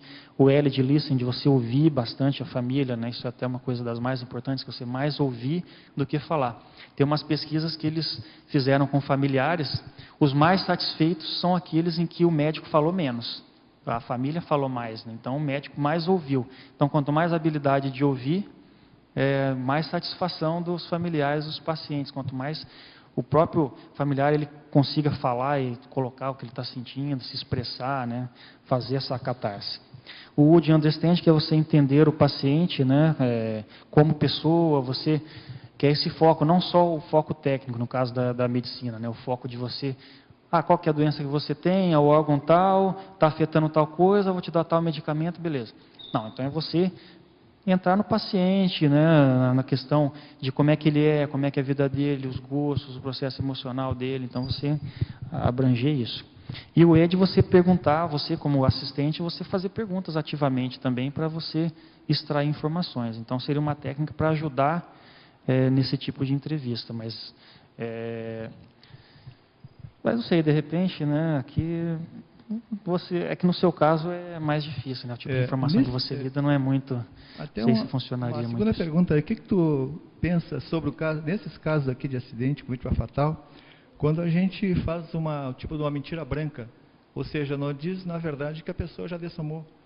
Se a gente tiver que falar com um familiar direto, diz que a pessoa foi hospitalizada, para diminuir o impacto. Agora, se fala com a pessoa mais um pouquinho distante da família, né?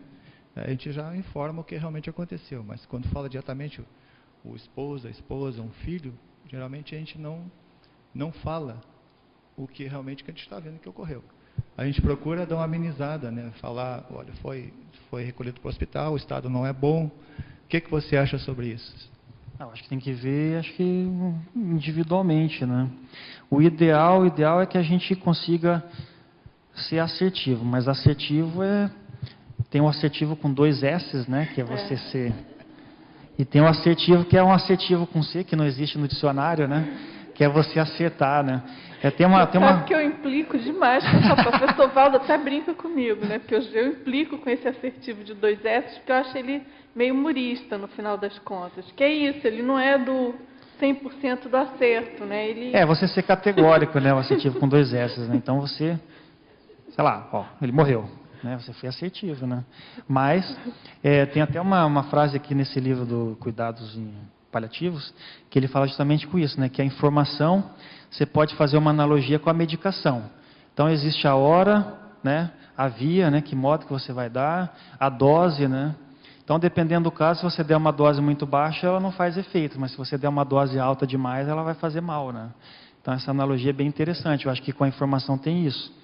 Não sei, teria que ver individualmente. Por telefone, geralmente acontece isso nesse caso que o João trouxe, que a família já está meio que esperando. Então, quando a recepcionista, né, liga lá para a família e pede para comparecer no hospital, a própria pessoa, alguma coisa aconteceu. Morreu? Vai querer saber. Geralmente a técnica que o pessoal usa, não, a gente não pode dar informação por telefone, você tem que vir aqui. Não omite. Sim, mas nesse caso, por exemplo, já ocorreu muito, né? Uma vez o pessoal está viajando, está aqui lá no Rio Grande do Sul viajando, o pessoal é lá do Nordeste ou lá do Norte, e a família toda acaba dessomando um acidente. E aí não é fácil, né? Repassar essa notícia. Tu imagina assim, de repente tu tem mais uma dessoma, se dependendo do que tu falar. É isso que você tem que avaliar individualmente, né? Porque você não sabe como é que a pessoa é emocionalmente, como é que é a estrutura dela, né? Consciencial, intraconsciencial, psicológica, né? Eu já vi de tudo isso dando cara a cara a notícia para a família. Então tem a pessoa que fica extremamente fria, recebe a notícia, mas tem aquela que desmaia, se joga no chão, tem aquela que faz uma crise de pressão alta, tem que correr no pronto-socorro, senão vai fazer um derrame, você tem que medicar, tem de tudo, né? Agora, nesse caso, né, parece que cabe aquela máxima do na dúvida abstenha, né? Você não conhece os detalhes da pessoa. Então, acho que talvez seja mais interessante. Tem que ver o modo como você faz isso. Mas já ocorreu, inclusive, assim, do pessoal, a gente dá uma notícia até que a pessoa está mal e a pessoa vir já nervosa, viajando de carro e causar um outro acidente. Outro acidente. Ou a pessoa hipertensa, ela tem lá está longe do hospital, vai viajar, né, tem que avaliar. Por isso, na tua experiência, eu pedi um pouco da tua experiência para mim usar. Às vezes, então, isso que a gente estava falando, às vezes pode ser uma omissão superavitária, né? É isso que você vai ter que avaliar na hora, né? Às vezes aquilo é essa dosagem do que você vai falar. Então, às vezes a omissão ali ela é favorável, né? Pode ser que em alguns casos você tenha razão mesmo, né? César, só um detalhezinho. Aqui na patologia, quando você fala na autossegurança do médico frente às mais amplas reações dos familiares após a notícia da dessoma. A pergunta é, já te aconteceu essa situação e qual foi a tua reação? Não, então, era isso que eu estava falando agora, né? Já aconteceu de tudo isso aí que eu estava dizendo, né? A pessoa que desmaiou na sua frente e começou a se jogar no chão, fazer, né, aquela crise emocional, chamar mais histérica, né? Às vezes você tem que levar lá para dar uma sedada na pessoa. Já aconteceu da pessoa que ficou tão nervosa, já era hipertensa e aí fez uma crise hipertensiva, aí você tem que levar para um socorro para medicar. Tem aquela pessoa que recebe bem, então isso é amplo, entendeu? Mas aí entra essa questão da frieza assistencial, né, que a gente estava comentando antes. Você vai dar notícia, você já tem que estar preparado que pode ocorrer de tudo ali. Teve, por exemplo, uma vez, isso no meio da madrugada, né, já estava em morte encefálica o paciente, e só que era um paciente jovem, era um acidente de bicicleta, e o pai não estava aceitando de jeito nenhum. E ele estava querendo, já estava numa fase em que estava querendo culpar o pessoal do hospital. E eu vi o paciente, acho que naquele dia mesmo. Né, ele já estava em morte encefálica e eles já sabiam. E aí no meio da madrugada, né, teve a parada cardíaca, e aí eu chamo a família para comentar, e ele veio com uma agressividade para cima de mim. Então, isso aí acontece, assim, pode acontecer de um tudo, né? Isso aí foi a única vez que veio mais agressivo, não veio assim, querendo bater fisicamente, né? Mas no modo de falar, de colocar, né? Geralmente o pessoal fica mais emocionado, fica mais introspectiva ou tem essas crises histéricas. Mas teve essa vez que pessoa já estava indignada antes, então ela já quis me cobrar, ela já estava me cobrando como se eu tivesse sido o responsável pela morte do filho dele. E aí você tem que, né, ter essa frieza assistencial, ao mesmo tempo deixar a pessoa... Por isso que essas técnicas elas ajudam muito, né? Você vai deixar a pessoa falar, a pessoa vai desabafar, ela vai fazer a catarse dela ali na hora. Você ouve, não tem o que você vai fazer, ainda mais naquele momento do luto. Eu percebo que quanto mais você fala como assistente, na hora da dessoma mesmo do luto, pior fica. Então você vai dar informação, fala pouco, e aí vai ter as reações que você vai tentar lidar. Então muitas dessas vezes é a mesma coisa, você sente amparador, você sente esterilizações de energia. Às vezes é aquilo que aconteceu já algumas vezes, de acompanhar a mesma família várias vezes. Então você sentia a necessidade da pessoa de você dar um abraço nela, tal, para dar o... Né, você acolher mesmo, né, demonstrar uma afetividade. Né. Teve uma palestra no congresso agora sul-brasileiro de medicina intensiva que um dos médicos, né, ele colocou que nos pacientes dele, ele é o coordenador, mas ele acompanha e ele conversa. Acho que é uma exceção, até dentro do que a gente estava falando. Né. E ele falou que teve casos, inclusive, de criar tal rapport com a família dele pegar e ir lá no velório. De alguns pacientes, ele chegou aí no velório desses pacientes já, né. E eu vejo que isso, quanto mais a gente lida com isso, mais mitridatismo, não sei se a gente poderia usar essa palavra, né, mas você vai criando essa resistência natural, né, para lidar com aquilo. A questão é a gente conseguir ter esse enfoque. Esse médico aí, por exemplo, eu nunca conversei com ele, mas eu não sei se ele tem alguma outra visão espírita, de repente, eu não sei se ele tem alguma coisa nesse sentido, eu não cheguei a conversar com ele. Mas, de qualquer modo, a gente, com a visão do paradigma consciencial, a tendência é a gente pensar mais nisso, então a gente vai criando uma resistência, mas não vai perder a empatia, não vai perder a afetividade que você tem que demonstrar, talvez, naquele momento, o saber ouvir, o ficar na sua, saber a hora de ficar na sua, esperar a reação da pessoa. Então, tudo isso você vai aprendendo à medida que vai lidando com essas situações. Né? Então, acho que pegaria mais ou menos por aí. Não sei se eu respondi a sua pergunta. Penso que sim, né? Você quer perguntar? Sim. Eu posso só contribuir claro. rapidinho com a questão que você vivencia, falando por experiência própria. Eu acho que no caso de você não conhecer a família, tá? As pessoas estarem longe, eu acho que você está certo de realmente tentar amenizar o que vai falar e falar, não, está hospitalizado. Porque realmente, é igual você falou, você de repente pode estar causando outro acidente. Porque a pessoa está lá, está longe, não está esperando, recebe uma ligação dessa. São várias as reações. Eu falo pelo fato de que a minha mãe já era esperado que isso aconteceria, mas na hora que você recebe a notícia, você pode ter qualquer tipo de reação, e geralmente não são reações muito boas, né? A gente, na época, não conhecia a Conscienciologia, mas eu tinha uma certa noção de que, eu vou continuar vendo ela e tal. Mesmo assim, na hora que eu recebi a notícia, isso eu estando lá, impactou, eu tive reações que não esperava. Então, imagine quem está lá, não sei aonde, recebeu uma notícia dessa. Eu acho que, nesse caso, você está certo de tentar amenizar. É que essas notícias geralmente são dadas, né? A maioria são na madrugada. Imagina a pessoa se acorda, né? A pessoa é acordada pelo telefone e você fala isso. Como é que fica? É a omissão superavitária, né? Eu penso também. Quando eu tive, que o César acompanhou, né? Minha mãe dessomou aqui em Foz mesmo, e o César acompanhou, né? Foi plantonista algumas vezes, né? Lá. E o que aconteceu foi uma coisa que até me preparou muito, mas eu achei que não houve um alinhamento de um plantonista para o outro. Porque era assim, como ela estava na UTI, eu ia lá todos os dias. E todos os dias o plantonista, um plantonista diferente, me falava, ela não vai resistir, você sabe que ela vai acabar morrendo. Ela não vai resistir, ela não vai sair daqui viva. Então, todo dia um diferente me falava a mesma coisa, entendeu? Nesse caso, teve até um alinhamento nisso, pelo menos, né? Mas, assim... E, às vezes, até isso aí dá discordância. Um fala uma coisa, no outro dia o outro dá esperança, no outro dia o outro tira, no outro dia o outro dá esperança. Não, mas não é assim... isso já era esperado, a gente já sabia tudo. Mas era a repetição que era o problema, entendeu? Era o fato da repetição. Todo dia eles falavam... Eu acho que eu sou a favor... No meu caso, eu achei muito melhor... Pode ser insegurança. Eu achei melhor que eles falassem, que eles jogassem... Quando o primeiro me disse isso, eu achei bom. Falei assim, está abrindo o jogo aqui do que pode acontecer e tal. Você tem sempre uma esperança que não vá acontecer, vai que, né, tem uma coisa.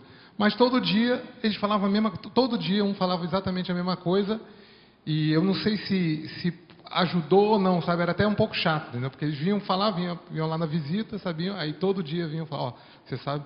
Não, já sei. Aí, quase que eu mesmo falava, não, já sei, vai falar que ela não vai aguentar, já sei. Entendeu? E quando teve o telefonema, quem falava pelo telefone, eu estava aqui na tertúlia, tudo, o choque não foi tão grande, porque eu fui tão preparado que... Preparado demais. Aí, preparado demais. Peguei minhas coisas, levantei, fui para o hospital e tratei de tudo. Fizemos, na verdade, o velório, então foi tudo no mesmo dia. Foi tudo ágil assim mesmo, mas eu estava super preparado. Agora eu não sei se aquilo, no meu caso não chegou a me assediar, ruim, mas todo dia eu sabia que ele ia falar isso. Agora eu não sei se para alguma outra condição, outra pessoa, se aquilo seria assediante para a pessoa, entendeu? Todo dia ela sabe, a pessoa já está sofrendo. Aí todo dia lá vem ele falar. Mas se é um negócio que vai arrastando, né, e demora, né? E foi demorado, assim, para uma UTI ela passou mais de um mês, né? Eu indo todo dia ouvindo. Aí era... Então, aí tem outras coisas que pode ter no meio, né? Que é a insegurança do médico, a gente coloca aqui, né, na hora de fazer o prognóstico, né? Tem as questões, muitas famílias, igual a gente estava dizendo aqui, não há esse preparo prévio. Quando entra na UTI, então a pessoa não está preparada. Não tem a visão, por exemplo, igual você já tem o paradigma consciencial, né, da multidimensionalidade, né, das múltiplas existências. Então, e o próprio médico também não tem essa informação, né, vamos dizer assim, não tem essas convicções, né, não tem experiências relacionadas a isso. Então, tem até um colega médico que ele fala muito, né, que hoje em dia está cada vez mais se praticando a medicina defensiva, né. Então, o médico já vai na defensiva, então ele já fala certas informações, já escreve certas coisas no prontuário, visando se defender de um futuro processo que pode acontecer. Então, tem muito medo em cima disso, né? Muito. Não, assim, eu particularmente, nesse tempo de UTI que eu trabalho aí, eu não cheguei não conheço nenhum médico que foi processado dentro da UTI, tirando esse caso escandaloso aí que aconteceu em Curitiba, né? Mas eu particularmente eu nunca vi isso, não. Mas já aconteceu, por exemplo, de ter famílias que depois eles entram na justiça por algum motivo. Ou contra o hospital, por alguma coisa no fluxo que não acharam que prejudicou, ou contra o sistema de saúde do município, porque acham que tem alguma coisa no sistema que foi falho antes. Às vezes contra uma especialidade específica lá dentro, né? Aí vai contra alguns médicos, né? Contra os médicos que estão dentro da UTI, só esse caso aí, né, que chamou bastante atenção na mídia, mas eu particularmente nunca tinha visto. Mas como se fala muito nisso, e cada vez mais se fala, tem essa indústria do processo, nos Estados Unidos isso é muito grande, no Brasil se fala que isso tem crescido cada vez mais, né? Igual fala que tem o advogado de porta de cadeia, tem o advogado de porta de hospital, né, o pessoal fala, né? E então o pessoal já fica nisso, fica com esse medo. Então, não, vou praticar medicina defensiva, vou falar. Tanto que ocorre, em certos casos, uma radicalização nessa comunicação. Até coloquei isso aqui no verbete, aqui na fatologia, né? Que tem um caso bem claro disso aí, que era um colega médico que ele chegava, ele fazia 2 tardes na semana, e eu fazia as outras. Mas ele chegava na segunda-feira e falava para todo mundo, se estava sedado e no ventilador, ele falava, ó, está muito grave, vai morrer. Só que ele falava isso para todo mundo. Aí eu pegava o plantão à noite e aí eu ia ficar até o outro dia à noite. Então, na outra tarde, era eu que ia falar com as famílias. Falou, pô, mas como é que você fala isso? Não, é melhor falar isso, que eles já ficam preparados, já. Se acontecer alguma coisa, pô, se não morrer, tá, mas se morrer pelo menos eles já estavam esperando já. Pô, mas aí não dá, porque com isso aí você está prejudicando o tratamento do paciente. Essa é a falta da visão multidimensional, né? Você desestabiliza a família está ali todo dia, está interagindo energeticamente com o paciente, já chegava no outro dia, já tinha uns que já estavam chorando, já antes de eu chegar para conversar. Aí, porque o médico ontem já tirou todas as esperanças. Aí você ficava lá tentando se virar nos 30 para contornar alguma situação que não seria bem assim. Tem os riscos, sempre é muito grave. Se o paciente chega aí para um ventilador mecânico, né, para um respirador, é porque já chegou num nível de gravidade maior mesmo. Mas essa radicalização, ela não vai ser positiva, né? Ela talvez entre mais ou menos nessa linha que você está falando. E tem uma coisa que você está falando disso aí, tem uma coisa que é séria. Por exemplo, tinha alguns momentos que eu não sabia se ela me ouvia ou não. Então, às vezes, a família já, vamos dizer assim, já acha que não vai ter jeito mesmo, e o paciente que está ali vivo ainda, às vezes quer continuar vivendo, ele pode ouvir a conversa, ele pode ouvir um cochicho, ele vê como é que a família está reagindo, e aquilo ali não deve ser bom na terapêutica, né? Com certeza. É isso que a gente tem que levar em conta, que é essa questão afetiva, emocional, né? E mais que isso, que é a interação energética ali que a gente faz, né? Isso aí no meu modo de ver, isso influencia muito. Tanto que às vezes você lida com a família ali, ela chega e fala assim, a família religiosa. E aí você está falando tudo que está sendo feito e tal, começa a ouvir as coisas dele e tal. Doutor, mas se Deus, né, fala de Deus, né? Se Deus quiser, eu sei que vai sobreviver, né? Nós vamos rezar. Então reza, né? É o que vocês podem fazer, vocês podem ajudar, você vai rezar, vai mandar energia, né? É um jeito de mandar energia positiva para o paciente. Eu não falo, não reza não, isso é besteira. Lógico. Não, vai estar mandando energia, é a crença da pessoa, claro. Então você tem que levar isso em conta, né? Claro. E isso é a interação energética da família, o modo deles interagirem emocionalmente, né? E afetivamente e energeticamente com o paciente que está ali, às vezes sedado, não está interagindo.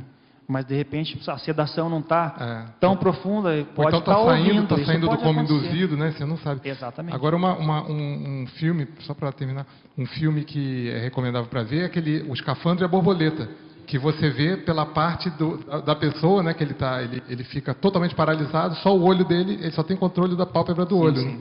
E ele escreveu um livro inteiro assim, né? A gente só mexendo a pálpebra. Muito interessante esse livro. Que aí você vê os pensamentos dele, né? Então você vê exatamente a reação dele de acordo com as pessoas, com quem chega ali.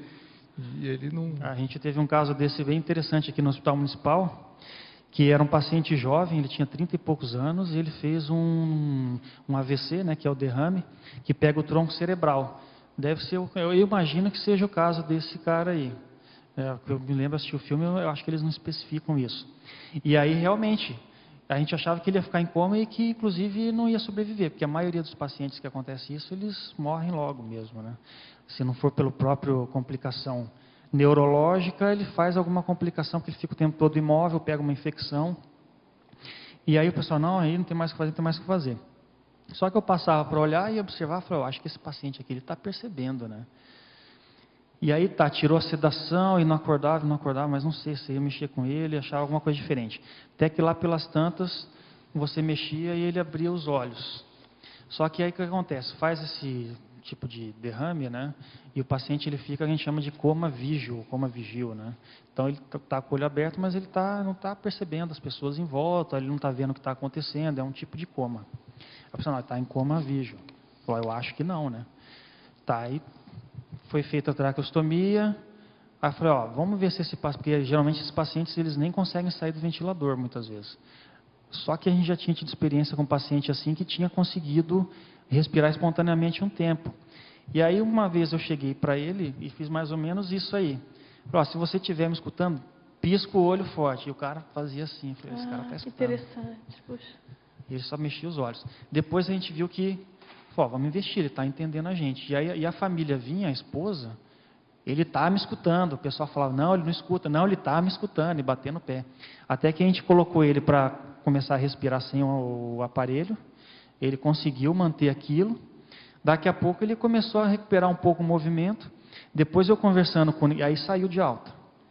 Aí um tempo depois, conversando com você como é que são as coisas, né? Conversando com o neurologista que tratou e acompanhou depois no ambulatório. Falou que o cara voltou de cadeira de roda conversando já. Nossa. Quer dizer, aquele negócio da reorganização sináptica, tem coisas da neurologia que a gente não sabe o que acontece. Então tem certos casos que você tem que ter muito cuidado, o paciente está escutando, você não sabe o que vai acontecer. Aí isso tem uma dificuldade em termos de prognóstico, a maioria não é assim, mas você vê, aconteceu, o paciente é jovem. Até o neurologista falou, estou surpreso, na hora que eu vi o cara sentado na cadeira de roda e acordado e já falando, já. Bem interessante. Agora vamos lá. Pergunta também na página 2, linhas 12 e 13, na própria fatologia. Por que ocorrem as dificuldades na determinação do processo de terminalidade dentro da UTI, mesmo com tanta aparelhagem lá existente?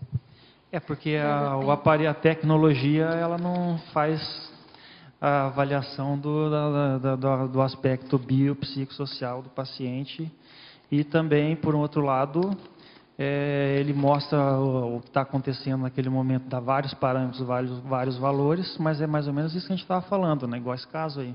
Uhum. Mas a gente poderia imaginar, não, esse paciente vai morrer, não tem jeito. É o que acontece na maioria, é o prognóstico. Mas então, prognóstico é probabilidade. Então, a dificuldade maior, ela se dá nisso, porque você tem que tentar somar uma série de coisas, e ainda assim tem as exceções, né? Igual esse caso aí, que ninguém esperava, que ainda mais o cara voltar na cadeira de rodas e conversando. Pô, o cara, no local onde aconteceu o derrame, ele não tem como, entendeu?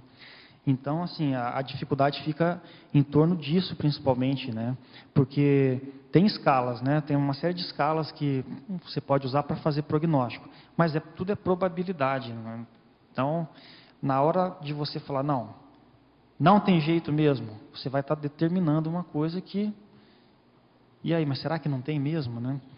Tem certos casos, quando entra nessa questão de falência múltipla de órgãos, que a gente já vê que realmente, isso aí é bem claro, né?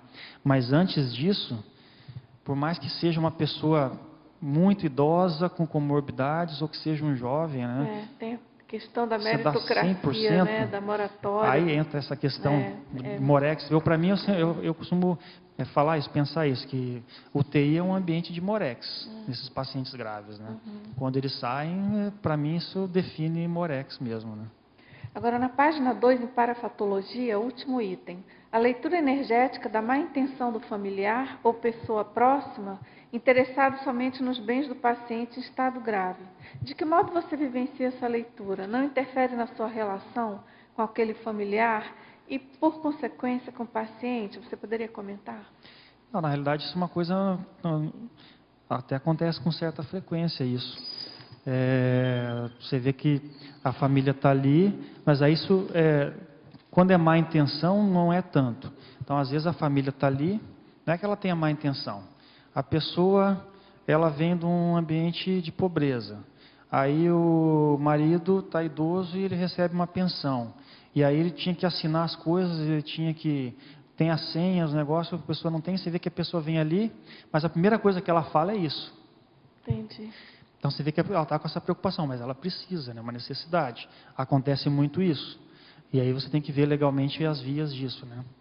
Que eu até não sei, geralmente eles pedem um relatório médico para comprovar com o advogado e dar entrada nas coisas, né? Eu não sei como é que isso acontece depois.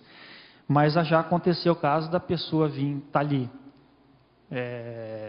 não tem família, por exemplo, e já está vários dias ali, não recebeu visita nenhuma, daqui a pouco aparece alguém lá, mas o que você é? Ah, eu sou vizinho dele, mas eu que cuidava.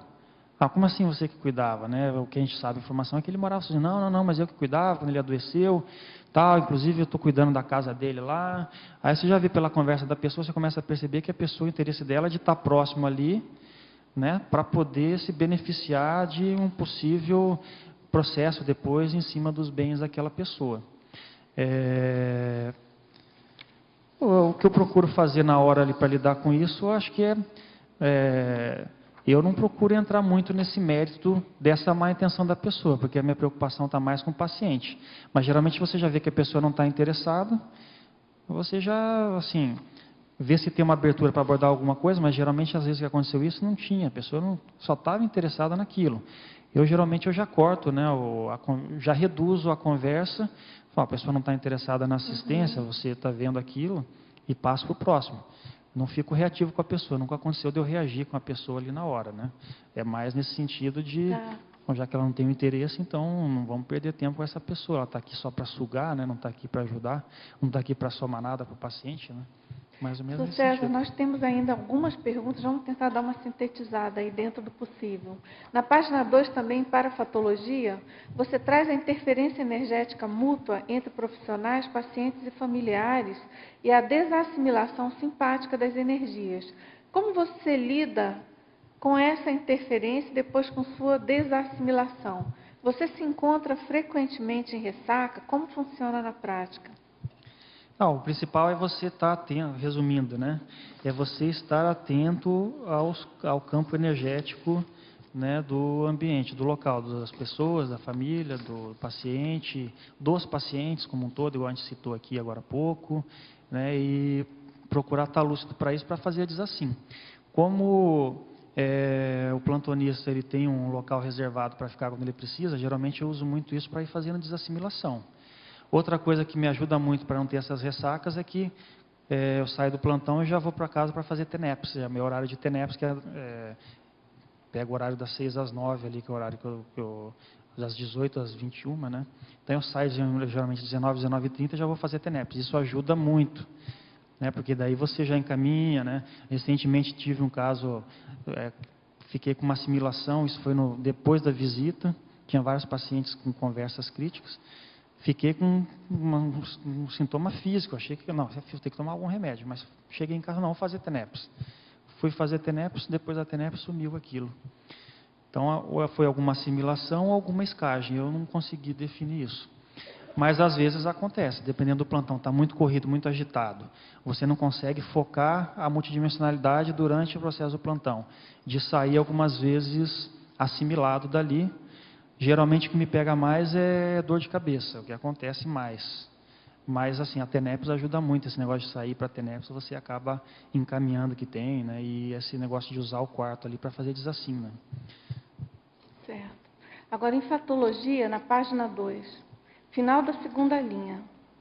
Gostaria que nos comunicasse o ato de ouvir o familiar do paciente propiciando catarse. Que são perguntas que teria exemplos assim que daria para falar bastante coisa, mas vamos tentar reduzir aqui. Esse é um caso que a Stephanie trouxe até no atendimento, já estou falando em atendimento aqui. Eu pensei da saúde, né? Na tertúlia dela na terça-feira, que é daquela paciente que teve a queda de moto, fez a fratura do tornozelo, e aí foi tendo uma série de consequências que ela analisou do ponto de vista de talvez o holopensene da pessoa, assédio, né? E ela teve que ir para uma cirurgia, acabou fazendo uma parada cardíaca, e fez lesão cerebral pela parada cardíaca e ficou vegetativa. O que acontecia? Ela tinha uma acompanhante que vinha sempre extremamente furiosa.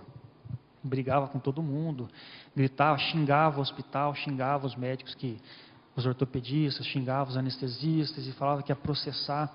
Ficava na UTI do trauma, que é a UTI onde ela estava trabalhando. Eu estava na UTI geral. Só que lá pelas tantas, e eu ouvia as histórias só, né? Aí eu via do médico que foi lá e perdeu as estribeiras com a mulher, entendeu? Brigou, bateu boca no meio da UTI com o acompanhante. Aí lá pelas tantas, essa paciente precisou ser mobilizada para o meu lado, lá por uma questão da UTI. E aí, a primeiro dia, já ouvi várias histórias, né? Já fui meio preparado, aquela história que a gente estava conversando. Preparado para as reações dela. Aí na hora que eu encostei para falar, ela começou a fazer umas perguntas, eu fui respondendo, e ela começou, porque está contradizendo, e começou com a reação que eu já sabia que ela tinha. Só que ela foi falando, que eu acho que esse negócio de você propiciar a catarse, né? Então você começa a ouvir a pessoa, eu acho que talvez a maioria tenha reagido a ela. Eu procurei ficar quieto e ouvir, deixei ela falar. E aí comecei a perguntar certas coisas. Aí o que foi acontecer? Para resumir, né? Para não entrar em detalhes, na realidade ela tinha uma questão de autoculpa, né? Por quê? Porque ela trabalhava lá, né? Ela tem a loja dela aqui na cidade e busca coisas para vender no Paraguai. E essa pessoa buscava coisas para ela no Paraguai. Aí um dia era para buscar alguma coisa lá, a pessoa queria ir de carro e ela tinha falado ao acompanhante, não, vai de moto que é mais rápido. Então, na hora que ela falou aquilo, ela estava se sentindo culpada com aquilo, ela começou a se culpar, por que eu mandei ela de moto? Aí eu consegui trabalhar naquele momento um pouco isso com ela, e coincidentemente ela não voltou mais lá na UTI, só a família, porque ela não era familiar, né? Ela era chefe, vamos dizer assim. Só a família passou a vir, algum desassédio aconteceu, né? Então ela fez aquela catarse, trabalhou a autoculpa ali, porque houve, eu não reagi, né? Talvez já poderia ter sido feito antes isso, né? Agora, em teoriologia, na página 3, na segunda linha, você, por favor, poderia explicar a teoria da moratória existencial relacionada ao tema do verbete?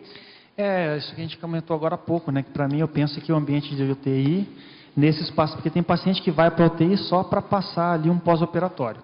Mas o paciente grave, para mim, o ambiente da UTI é um ambiente de moratória existencial. Com certeza. Né? Que é justamente o quê? É a pessoa que passa por um estado crítico, está próxima da dessoma, não sei se a pessoa que perguntou sabe isso, né? Está próxima da dessoma, E aí é como se ela recebesse um plus de energia para continuar fazendo alguma coisa aqui ainda na dimensão física. Então a Morex, a moratória existencial, seria isso.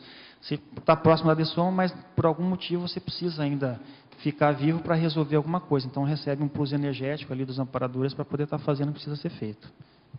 Certo. Agora aqui não é bem uma pergunta, mas eu vou ler especificamente para você. Ela diz que passou um longo tempo em hospitais, local e demais, primeiro como estágio da faculdade, cursos de extensão, e depois como acompanhante, cuidadora de parente e de terceiros. Porém, o que você fala é exatamente como eu vi e vivi, ou até mais grave. Daí a minha pergunta: tenho fotos, filmagens, documentos e relatos de algo que possa lhe servir, caso tenha algum interesse em publicar e ou se utilizar para melhorar a situação num todo. Caso deseje, é só me pedir através de meio seguro para ambos e todos e lhe entregarei. Pode ser? Acho que essa questão das críticas, né, da síndrome do justiceiro, pelo que eu entendi. Bom, enfim, fica aqui, se você quiser ficar, está aqui o nome da teletertuliana, e a gente agradece aí o oferecimento, né? Assim, Não sei se você quer comentar alguma coisa. Não, tá. Como eu estava dizendo, estou trabalhando a questão da síndrome do justiceiro, né? Então, a princípio, eu não penso em fazer um livro para fazer denúncias dessas coisas. Eu acho que tudo é questão da gente, talvez o que eu colocaria para essa pessoa, talvez ela esteja ainda com algum resquício dos acontecimentos que ela vivenciou e guardando ainda alguma mágoa do processo todo, né? Talvez tenha que estar revisando isso aí, que realmente essas questões que acontecem indignam, né? Para quem está vendo que o negócio não está correto. Mas é uma questão que a gente tem que individualmente começar a tentar se entender melhor emocionalmente, se conhecer mais, para melhorar as reações e procurar, quando passar por essas coisas, sempre botar esse holopensene de energias positivas, terapêuticas, para tentar ajudar através do exemplo, né? Acho que talvez essa tenha sido a principal lição que eu tenho aprendido dentro dessa questão de indignação, aí, de se indignar demais com as coisas erradas, né? Tá certo. Muito bem. Nós agradecemos, então, a participação do professor César. Aguardamos aí muitos verbetes, aí todos temos muitas dúvidas e questões sobre esse assunto e outros, né, para debater. E eu agradeço, então, a participação de vocês, tertulianos, teletertulianas, e passamos aos nossos comerciais. Obrigado. Hoje tivemos 23 assinaturas no livro de presença, 13 perguntas presenciais e 9 online.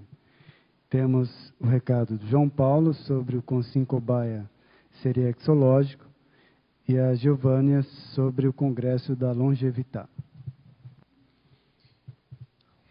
Bom, boa tarde. Venho aqui em nome da Consus, numa parceria com a Apex e o CAEC, divulgar a atividade da Semana da Seriexologia, que hoje vai ter o Consim Cobaia Seriexológico, que é um Consim Cobaia com peculiaridade, que a gente vai fazer o cotejo da personalidade atual e da suposta personalidade passada da pessoa. No caso, hoje a gente vai chamar o Pedro Fernandes, que tem participado, né, ativamente na Semana da Seriexologia com o estudo de caso dele, com relação a Emily Littré, personalidade do século XVIII, do século XIX.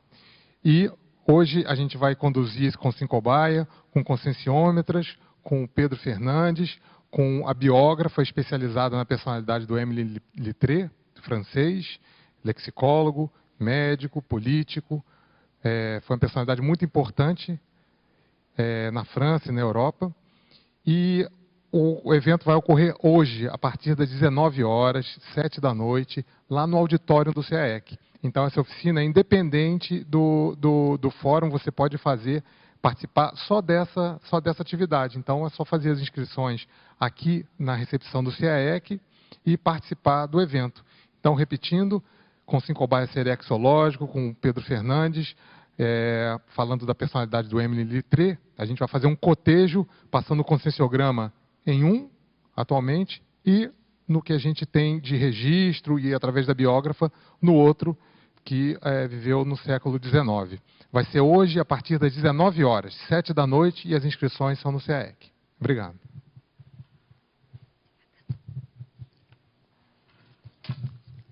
Boa tarde.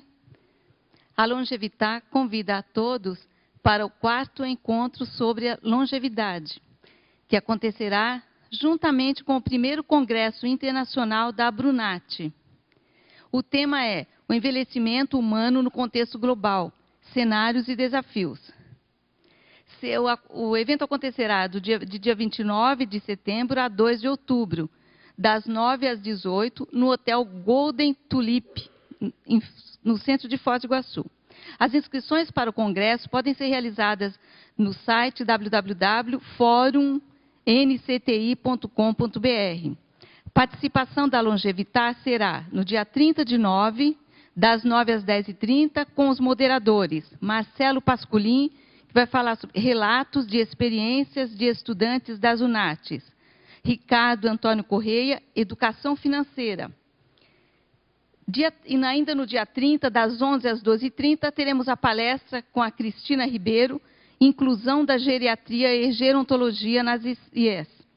Contamos com a livraria Epígrafe, no local, do dia 30, das 15 às 15h30, teremos a tarde de autógrafos com os autores Cristina Ribeiro, As 8 Premissas da Fisioterapia Gerontológica, Evaldo Brutura e Aline Niemeyer, Moisés Bertoni, Uma Vida para a Ciência, e a Reinalda Fritzen, Caminhos de Autossuperação, a Lucy Luft, Voltei para Contar, e stand divulgando a Longevitar e o CAEC. No dia 2 de 10, quarta-feira, visita técnica dos longevos congressistas ao CAEC, das 14 às 17 horas. E a dinâmica pré-intermissiologia será aberta para todos os visitantes e quem se interessar. Participem. Obrigada.